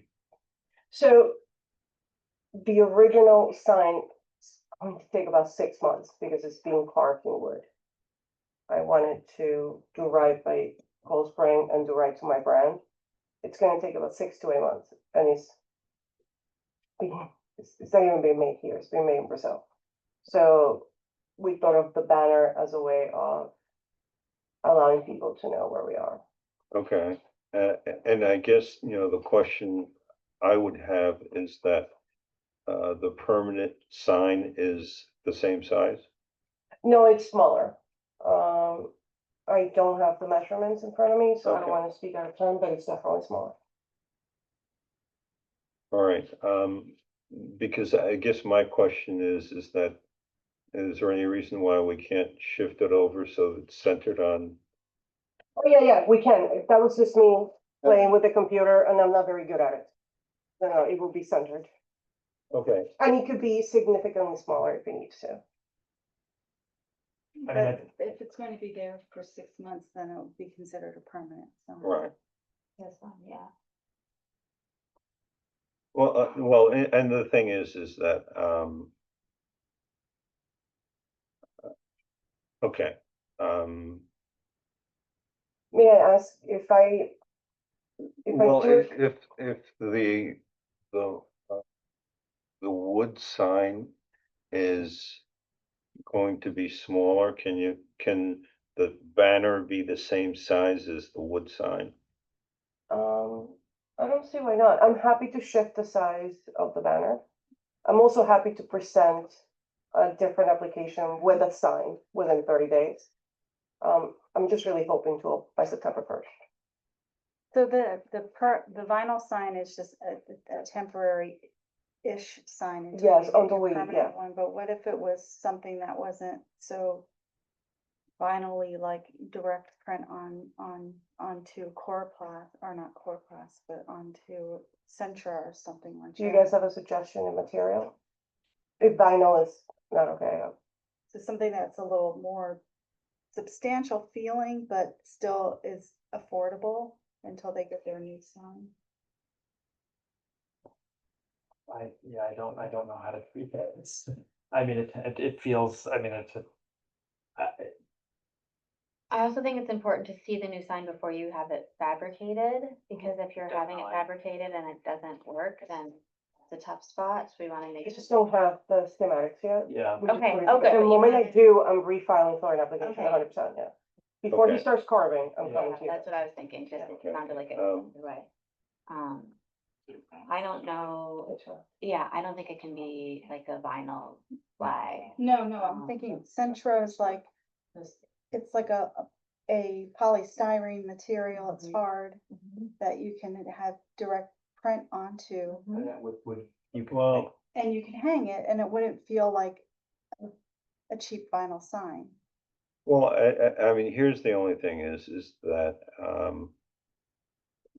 we're talking about, 6 months, so we're talking about during the winter. Yeah, And then where is this? This is on, 14 Main Street, where? 14 Main, 14 Main, so you're The gonna be water on side. Lower the water Main. side, yeah. It gets very windy, and so the issue, if you go with something like a more, or a thinner, hard material, it would probably be subject to, it might do worse than, damage. it might do worse than just a vinyl. Right, the vinyl would probably flap around, but I Right. think it would hold up better in the wind, Oh, you're concerned with it. Yeah. yeah.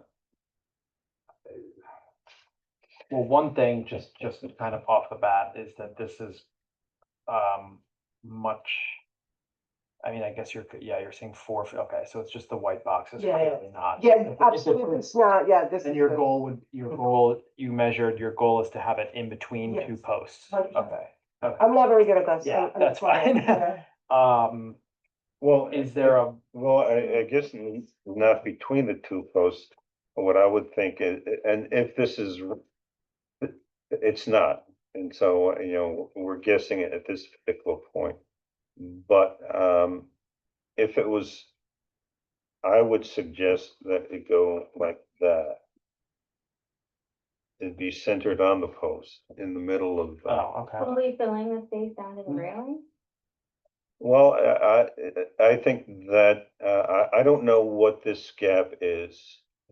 The railing, I would assume is 3'6". There's a window there. Huh? Are there, the door? Yes, Door and there's window, two in window? there. So Well, if you fill the space, you're totally. This build, like, yeah, this blocking out building the is window. probably about 20 feet across. So in scale, it's the 4 feet by 3 and But Right. Scaling that's that off of- helpful, essentially, so let's say 4 by it's 4. the door. I don't think we want it to drop down to. You scale that off the door or railing, 'cause something, then it yeah. blocks So it's Blocks a much, lot. much it's a smaller, lot, yeah. a lot. If it was the hanging. window, it blocks the idea that this is like a In between. open porch. Oh. I Well, and basically, if we're talking about like a vinyl thing, which no is like porch, this, I think in general, I mean, we have to approve something that technically is supposed to be permanent, that's why it's coming to us. Right, whatever we approve, it's not, or even. no. The it's only it's a reason banner.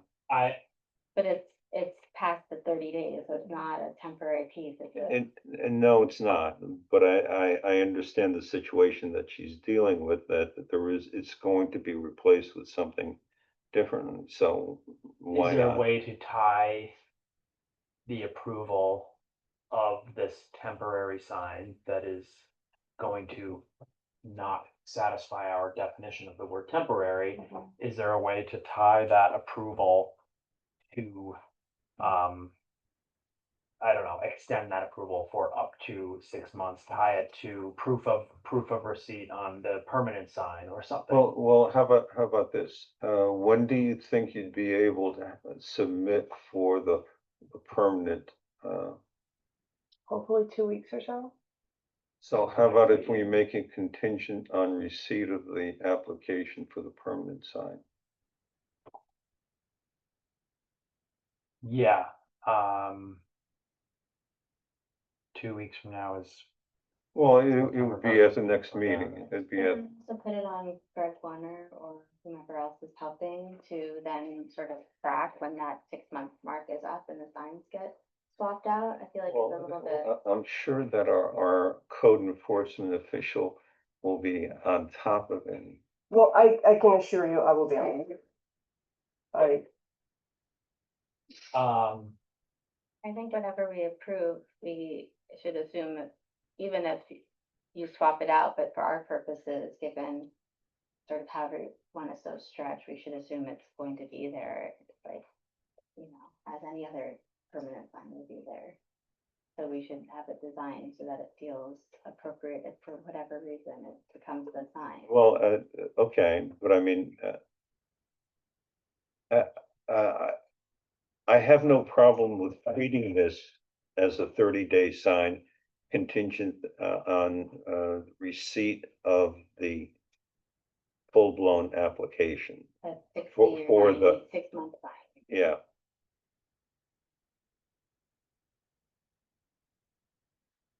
I mean, it's an unusual circumstance, so I feel inclined to be more flexible with our definition of temporary, with the understanding that it is based on certain parameters. Whether they are the submission of an application or I'm not quite sure, some proof of purchase for an approved sign. I don't know quite how to word that, but I don't, the cost of doing something just in vinyl versus, something we would approve is very different. is that 4 foot by 4 foot? She's trying to get it. That's like, kind of more of a scale, closer. yeah. The doors, the. Yeah, doors. I guess, Curious, there's like a foot in between the two. I guess, my question would be, how is, even the permanent sign, would it be in the same place? Yes. I'm a little limited as to where I can put it. I mean, originally, I would have loved to just somehow put it here, but that would not work. What about, Um, and I might not even be to code, but if I'm correct in saying is that it could work and they're amenable, what about on a post perpendicular to the building? Then it wouldn't block the window, it wouldn't break up the porch facade, and you would see it as you're walking down the sidewalk. it would be on a bracket, on a post. Just something you guys can approve. Overhanging what though? I Are you mean, talking it about the looks like- the temporary sign or a permanent? No, either both, and it would be on, you know, this post perpendicular to the building, not obstructing the sidewalk if it's right that there's, and we would have to check, but they have some stairs coming down and maybe Those there's some shrubs are a space. couple feet deep. The shrubs, so hanging above that shrub, Or if it was done because on, it would keep a really clean front facade, Mhm. beautiful historic facade, it would give them the sidewalk views. So with vinyl signage, like But it using wouldn't the, be vinyl, it would need to be like, I would get a temporary wood Whatever. printed and then sign. have it, Yeah, thank you, Kim, for, so have it be like. exactly. May I say? It's off like that second. So like post or third this. post. Yeah, But, So the- okay, I the just wanna make walk- sure that way that you see it. we're not disrupting the sidewalk though. That would be the one to That's the confirm. That's the biggest thing. We definitely would have to I'm change trying the to sign avoid going to the other board. or have Yeah. it tiny. Have to change what? I'll just, don't even listen to me. Well, I mean, but there, if she wanted something temporary, there are vinyl sign holders, like fiberglass holders, something.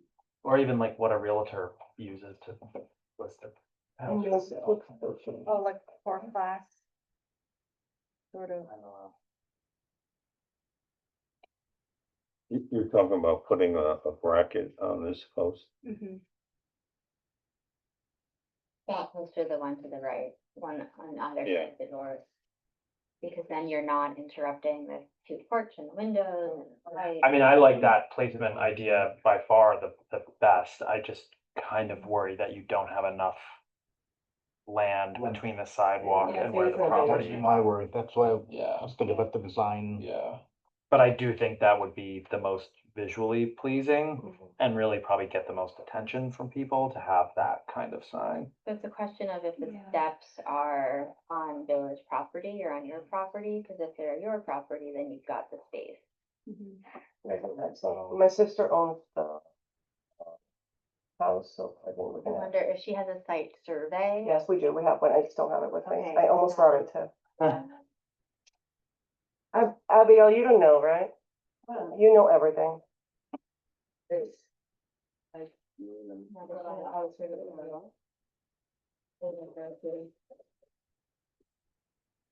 that it? Yeah. What is that you have up there?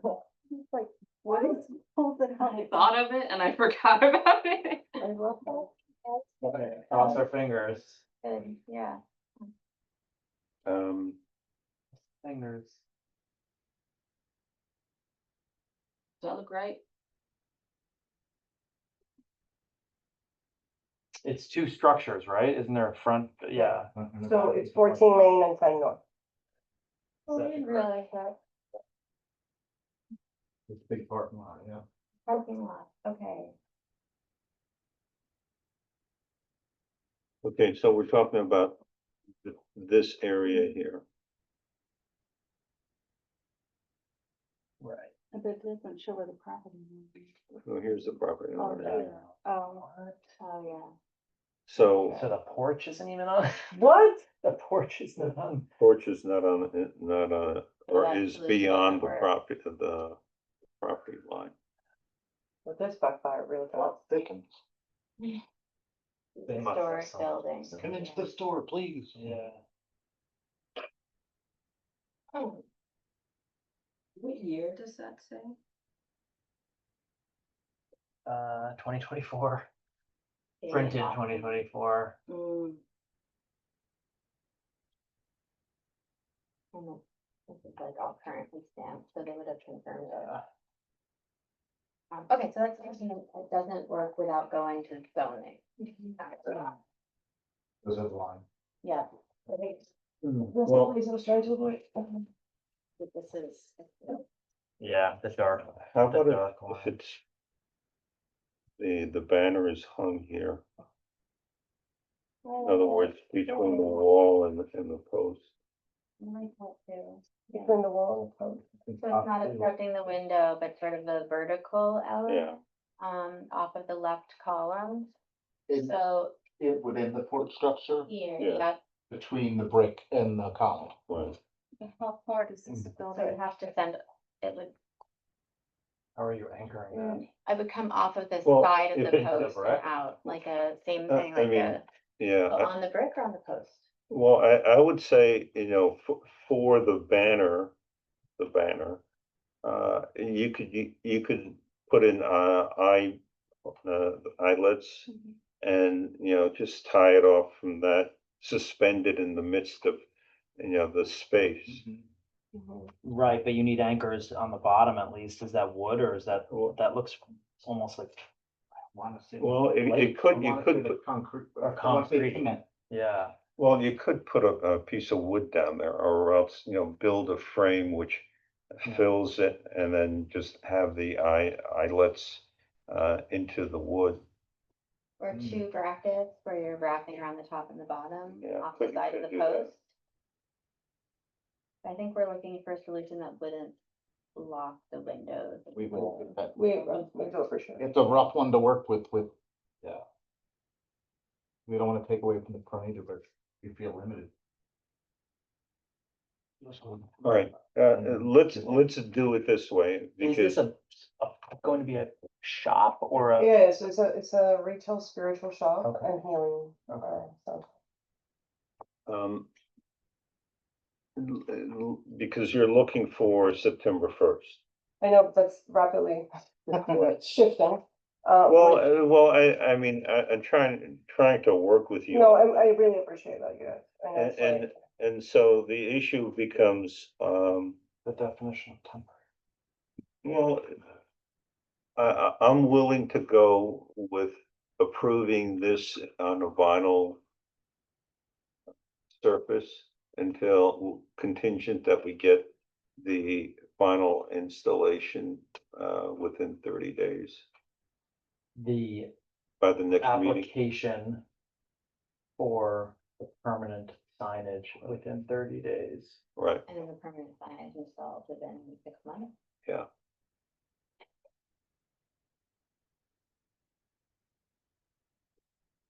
How about you, Kim? I do, thanks. I agree with The logo is approved, right? Just before I carved and paint. We can't comment on that. Oh, so you guys, okay, so I don't need approval for a logo. Not also being- not for the content, Just this, just the. just how material it's installed Got it, and. okay. And the installation. Beautiful, Right. perfect. So yeah, like if you're planning this to be inlaid, carved out of a square Yes. piece or something, Yes. I think it would just be helpful to, even if you hand drew like a square around it and then a detailed explanation Got it. to when you do Got it. submission. Is it exactly this with the lettering? I'm not doing it. I mean, that's the hope, that's what I'm hoping to. And it's carved into wood or? It's carved into wood on- and then, so it's carved and then painted. Awesome. yeah. Do you Right, have the more, side, like, can we the- do this now or? Well, I would suggest that we do it now for the Okay. temporary sign. Just so that they can start moving in that direction. Yeah, I guess I'm just saying if we have, unless there is further information that you would be providing for the submission for the permanent signage, but if it's essentially just the information you provided now, which is it's this on a square. Square round. Well, It's- except. Where Keep it it's a separate. round top, so. Yeah, I mean, let them figure out the permanent sign once, they're dealing with a temporary sign and they see the implications, who, what and where. Okay. Now, it's definitely our size has kind of shifted, so we'll have to take that into consideration with, Yeah, Yeah. they even measure how big that is, I'm not sure. But are we saying placement here Yeah, on the side, not on the front? right. yeah, the front was not.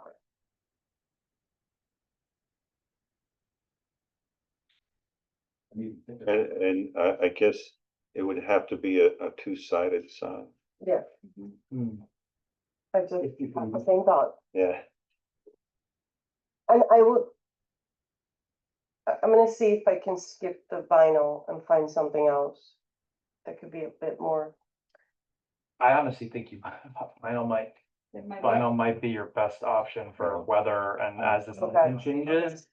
For durability, right? It gets very windy. It gets windy down there, you know, And less because likely I to live, peel or crack or you know. just break.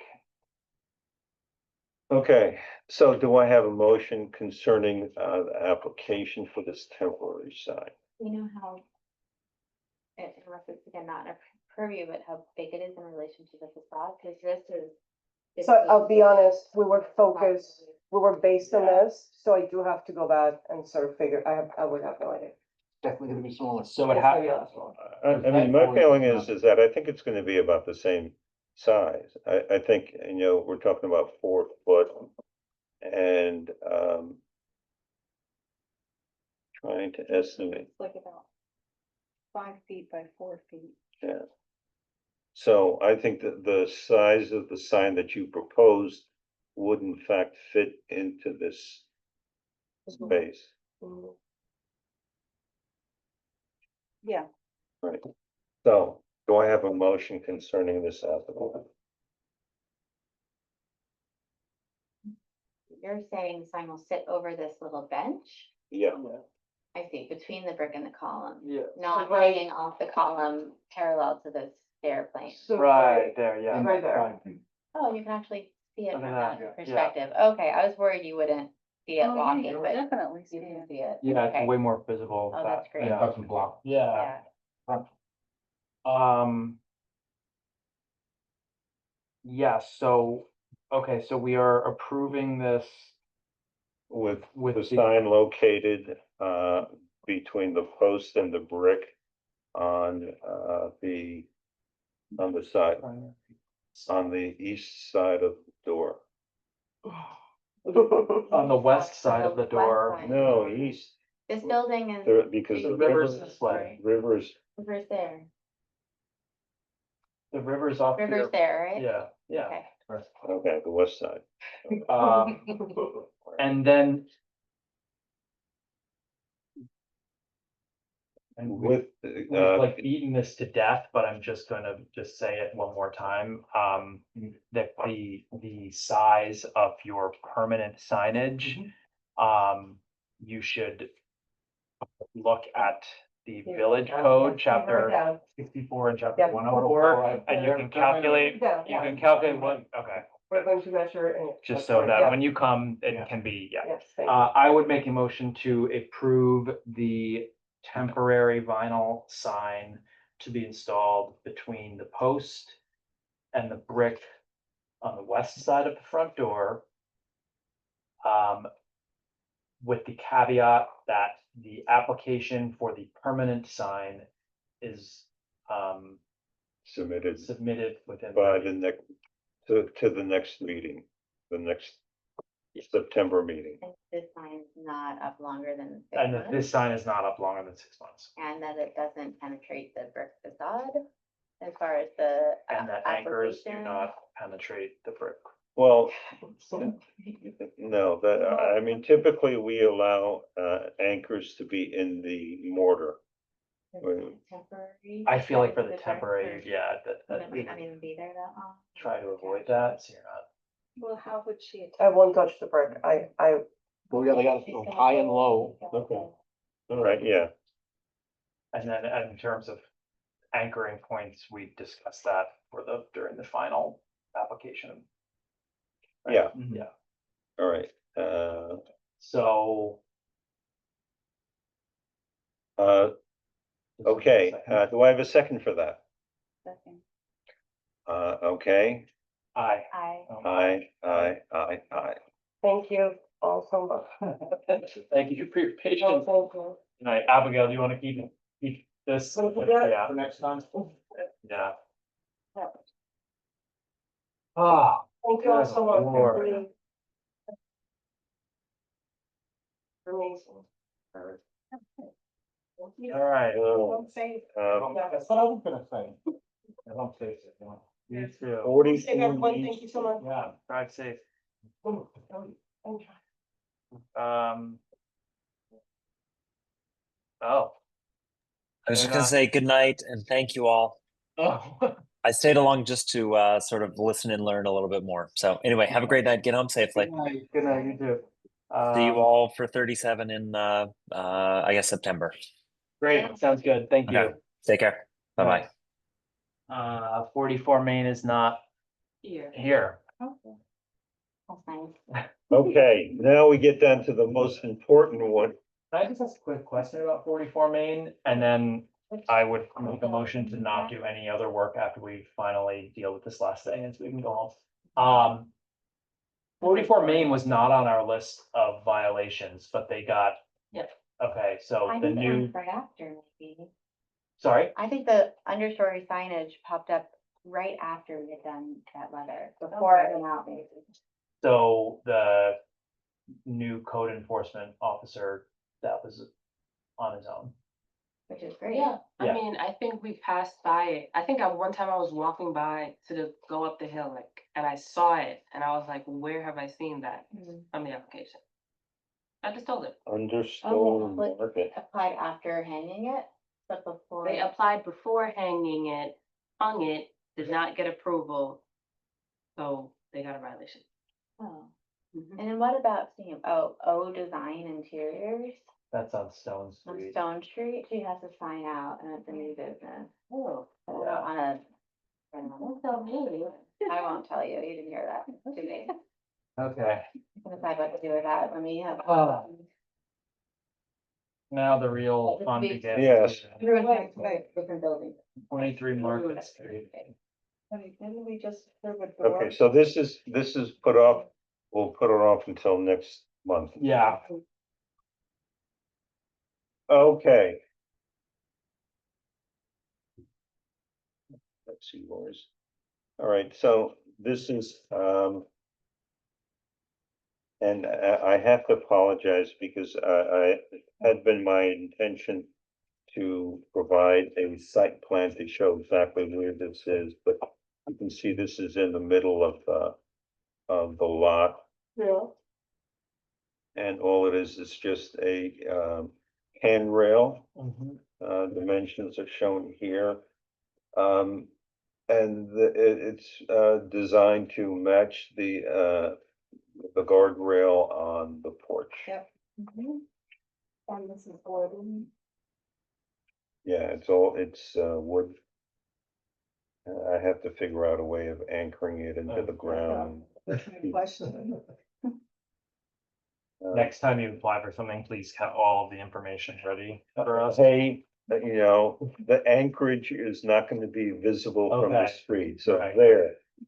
And it presumably is painted, Painted wood. okay, It's gonna match.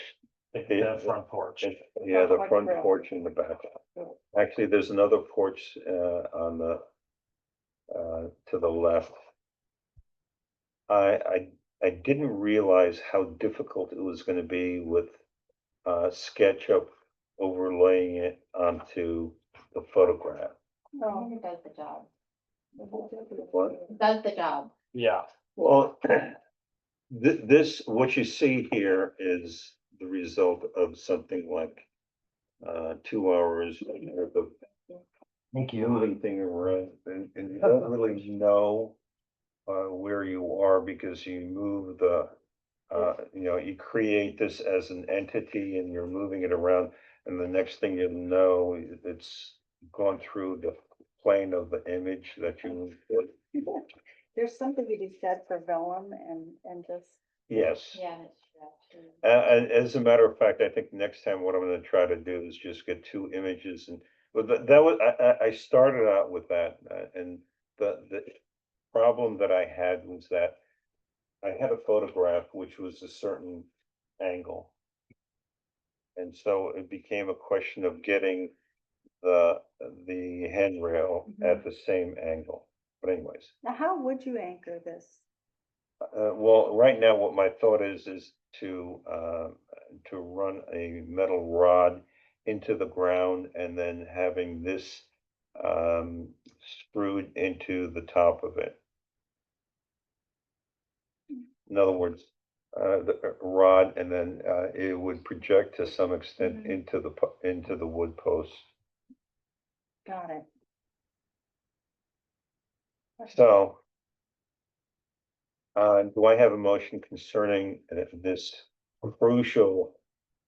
I think this is consistent with your existing porch foundation material, and it looks like it's appropriate for safety, and I, with motion to approve this application as designed. Okay, do I have a second? A second. All those in favor say aye. Aye. Can I Okay, base my approval contingent on us ending this meeting now and not doing anything else tonight? No? Okay, fine. I know, I Okay. agree. What else is on the I don't know agenda if I here? can so much more. Yeah. I don't have the minutes for June, sorry to interrupt, don't have the minutes for June. Okay. Also, quick. Did you second, Kimberly? Kimberly seconded. Yes. The 44 Main Street's not. No. oh, have you had a chance to check on the volunteers from the school to update our files? When school was in session, Okay. All right, Get the because Google Drive access? did not get people for that. right, because I was planning on reaching out to Johanna before the meeting. And I just got tied up with some of the things that I didn't do that, but I will. And basically, we know that we're looking at, as far as the files, 300 megabyte file for public viewing. Now, are we gonna have enough room on our server for the Google Drive in order to? 300 megabytes is not going to be enough for, Well, it's not gonna be enough. I mean, that, what I envision is that it's a megabyte for each property, filling out the form, that we've come up with. It's gonna wind up being about a megabyte average. if no one includes any. It's just filling out that form. Sure. All right, so we're talking about 300 megabytes for the listing of the property in the district. Then, beyond that, we've got a whole bunch of photographs, postcards, and other visual materials that, we should probably correlate.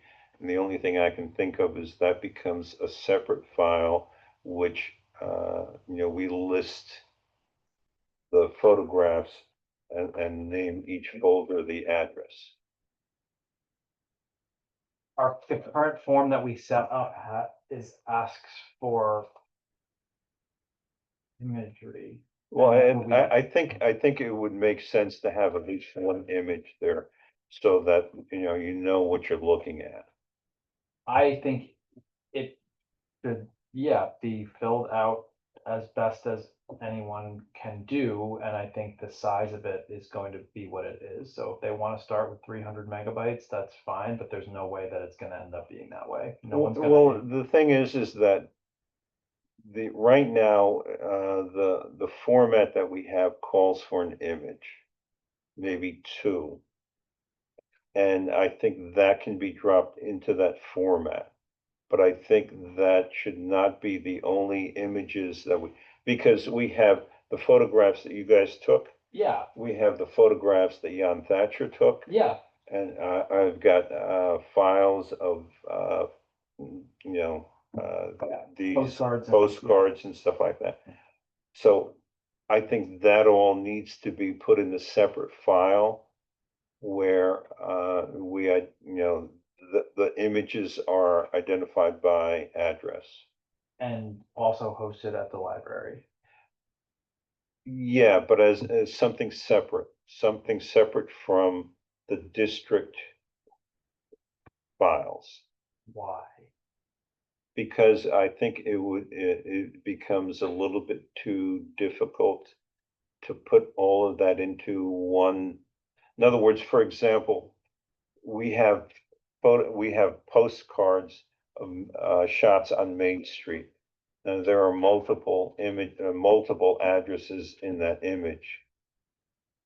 Do we put copies of that? No, I think you have a folder called HDRB, you click it, and then you have 5 more folders. One is called, whatever we call it, Photograph. historic home document, boom. Right. That folder has all of the documents. Yeah. Another is historic postcards, another is 2024 photographs of design district that I took. And those all live in the same space, but the Separate folders folders. with the same Yeah, master folder. right. Right, and so the historic home document, I mean, it's sort of neither here nor there whether that folder is 300 megabytes when the entire thing is gonna be way more than that. So I think they need to be prepared for a few, several gigs worth of data. Right, And then and- go as we go. Right, and I will tell them that, for what we had talked to her about, which was specifically the historic structures Mm. folders. And that should be our first step forward. I think that, we can work on expanding the file as we go along. Yeah, I guess just to drive the point home, if someone takes a picture of the front of their house on an iPhone, that could be a 5 or a 7 megabyte file. When you put that into into the document, you've got anywhere from 5 to 8 megabyte file right there. Right. So as this fills out over the next 30 years, because we all know this is not happening that quickly, it's going to become a much larger than, I just feel like. Agreed. Yeah. There were about 300. But I think we should not be talking about changing the format of the document because we've talked about it 100 times and we are all pretty much on the same page that what is there now is It's good set. and set. Yeah. If she's asking you for a specific amount of data, No, I'm just trying to, because she said, yeah, sure, we can do it. And I want to give her some parameters. so just So, tell her. well, but, I mean, I think that we need to have a starting point. And my starting point is that it's gonna be, probably, let's say, 300 to 400 megabytes for the district files. Then after that, when we start talking about, photographs and postcards and other things, and probably the map should be, in there Yeah. also. I think that, we can develop what we think that's gonna be and see if whatever she's setting up can accommodate it. Yeah, I feel like it's easier from a data storage perspective rather than guess at the low end, that's what it would be, a guess at the low end. It would be easier to say, can you accommodate up to 10 gigabytes of storage of data? Or what is the maximum you guys can accommodate? And then we'll just go from there. Because if you start at 300, it could, I mean, 30 houses and it could be you're done, and then we're having to have another conversation about it, Yeah. right? So just ask how much the maximum that they can give us, and then we go from there. because if you assume 20 megabytes per file, which is, a dozen or so pictures from an iPhone. I know, but we're not, that's what I wanna avoid. Even if it's just 2 pictures, you Yeah, can be I mean- at 10 megabytes, if, for high res image. People aren't gonna be downsizing their, so. Yeah, I mean, I think you would just estimate 10 megabytes per file, and it'll most likely be less than that, but they should be planning for the high end. And mine has a historic photo, a few contemporary photos, like map, Yeah. historic map, 2 historic maps. Like mine actually has a lot and they're screenshots, some of them, and some are photos, but mine's probably 20 meg. Right, and I don't feel like we should be limiting people or telling them to only if people wanna put the effort in and make it really, really a fulsome kind of picture, then. Well, We can always link okay. the database of photos if we want to have them offer that to them, but otherwise they'll drop it in. Okay, because the other thing is that, I know, if you have a database which has a lot of information, very,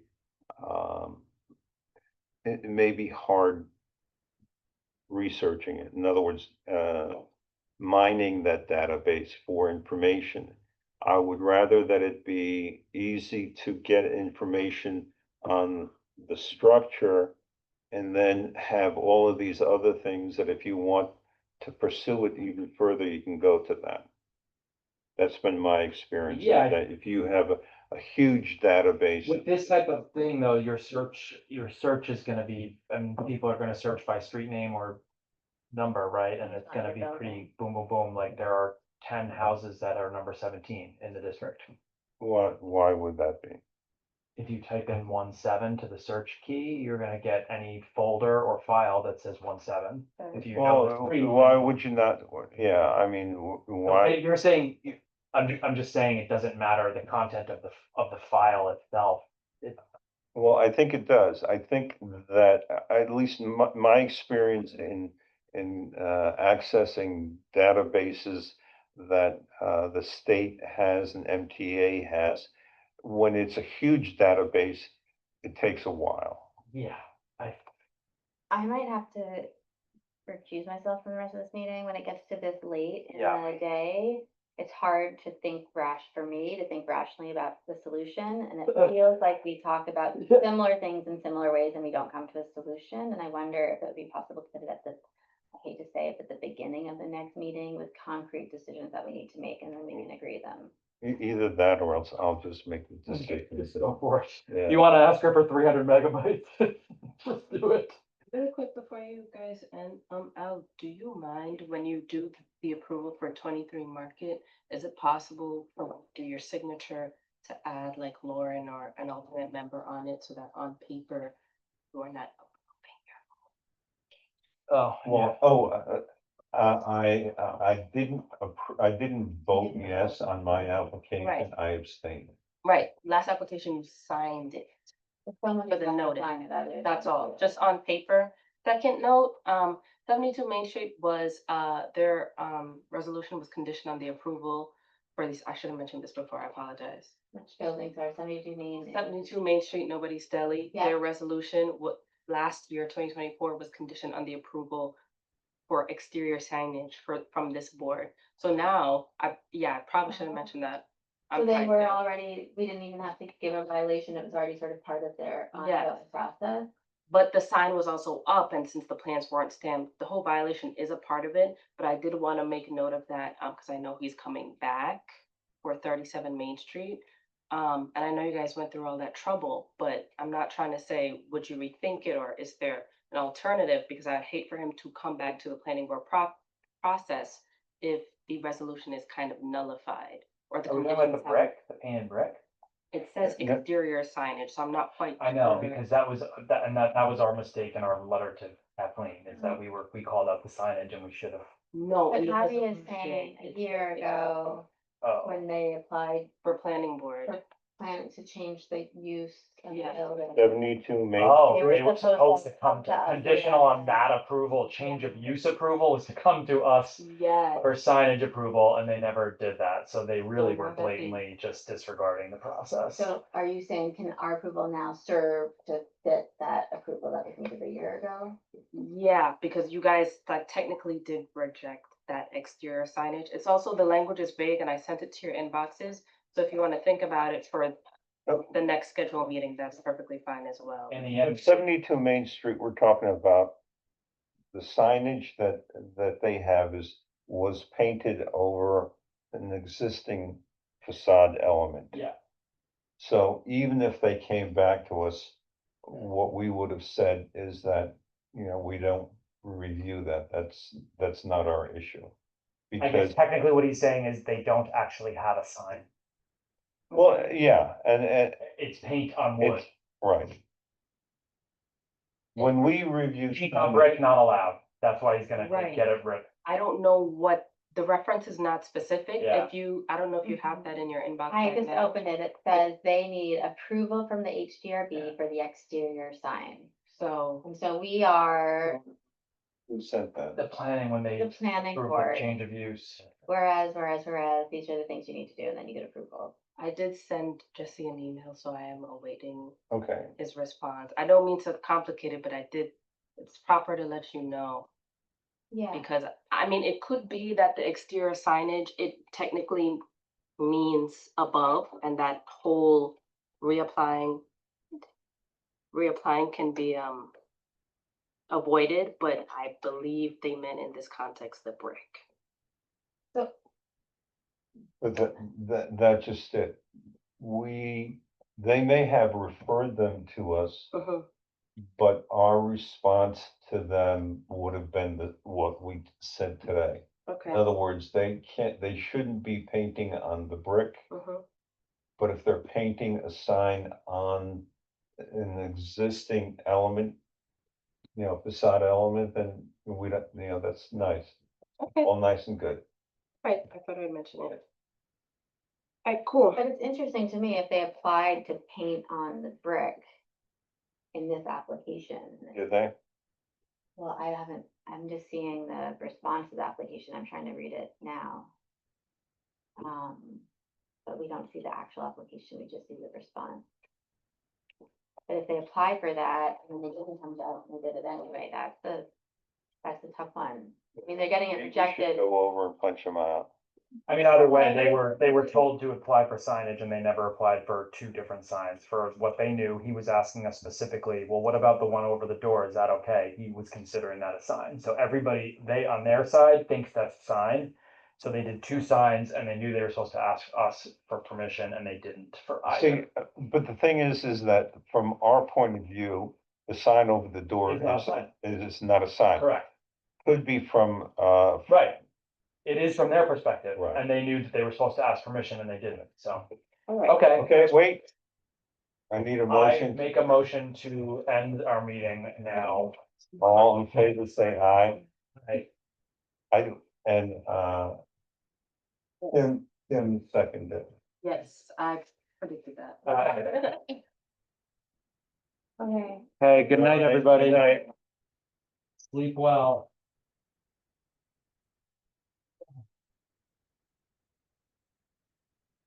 Oh my gosh, this mouse is.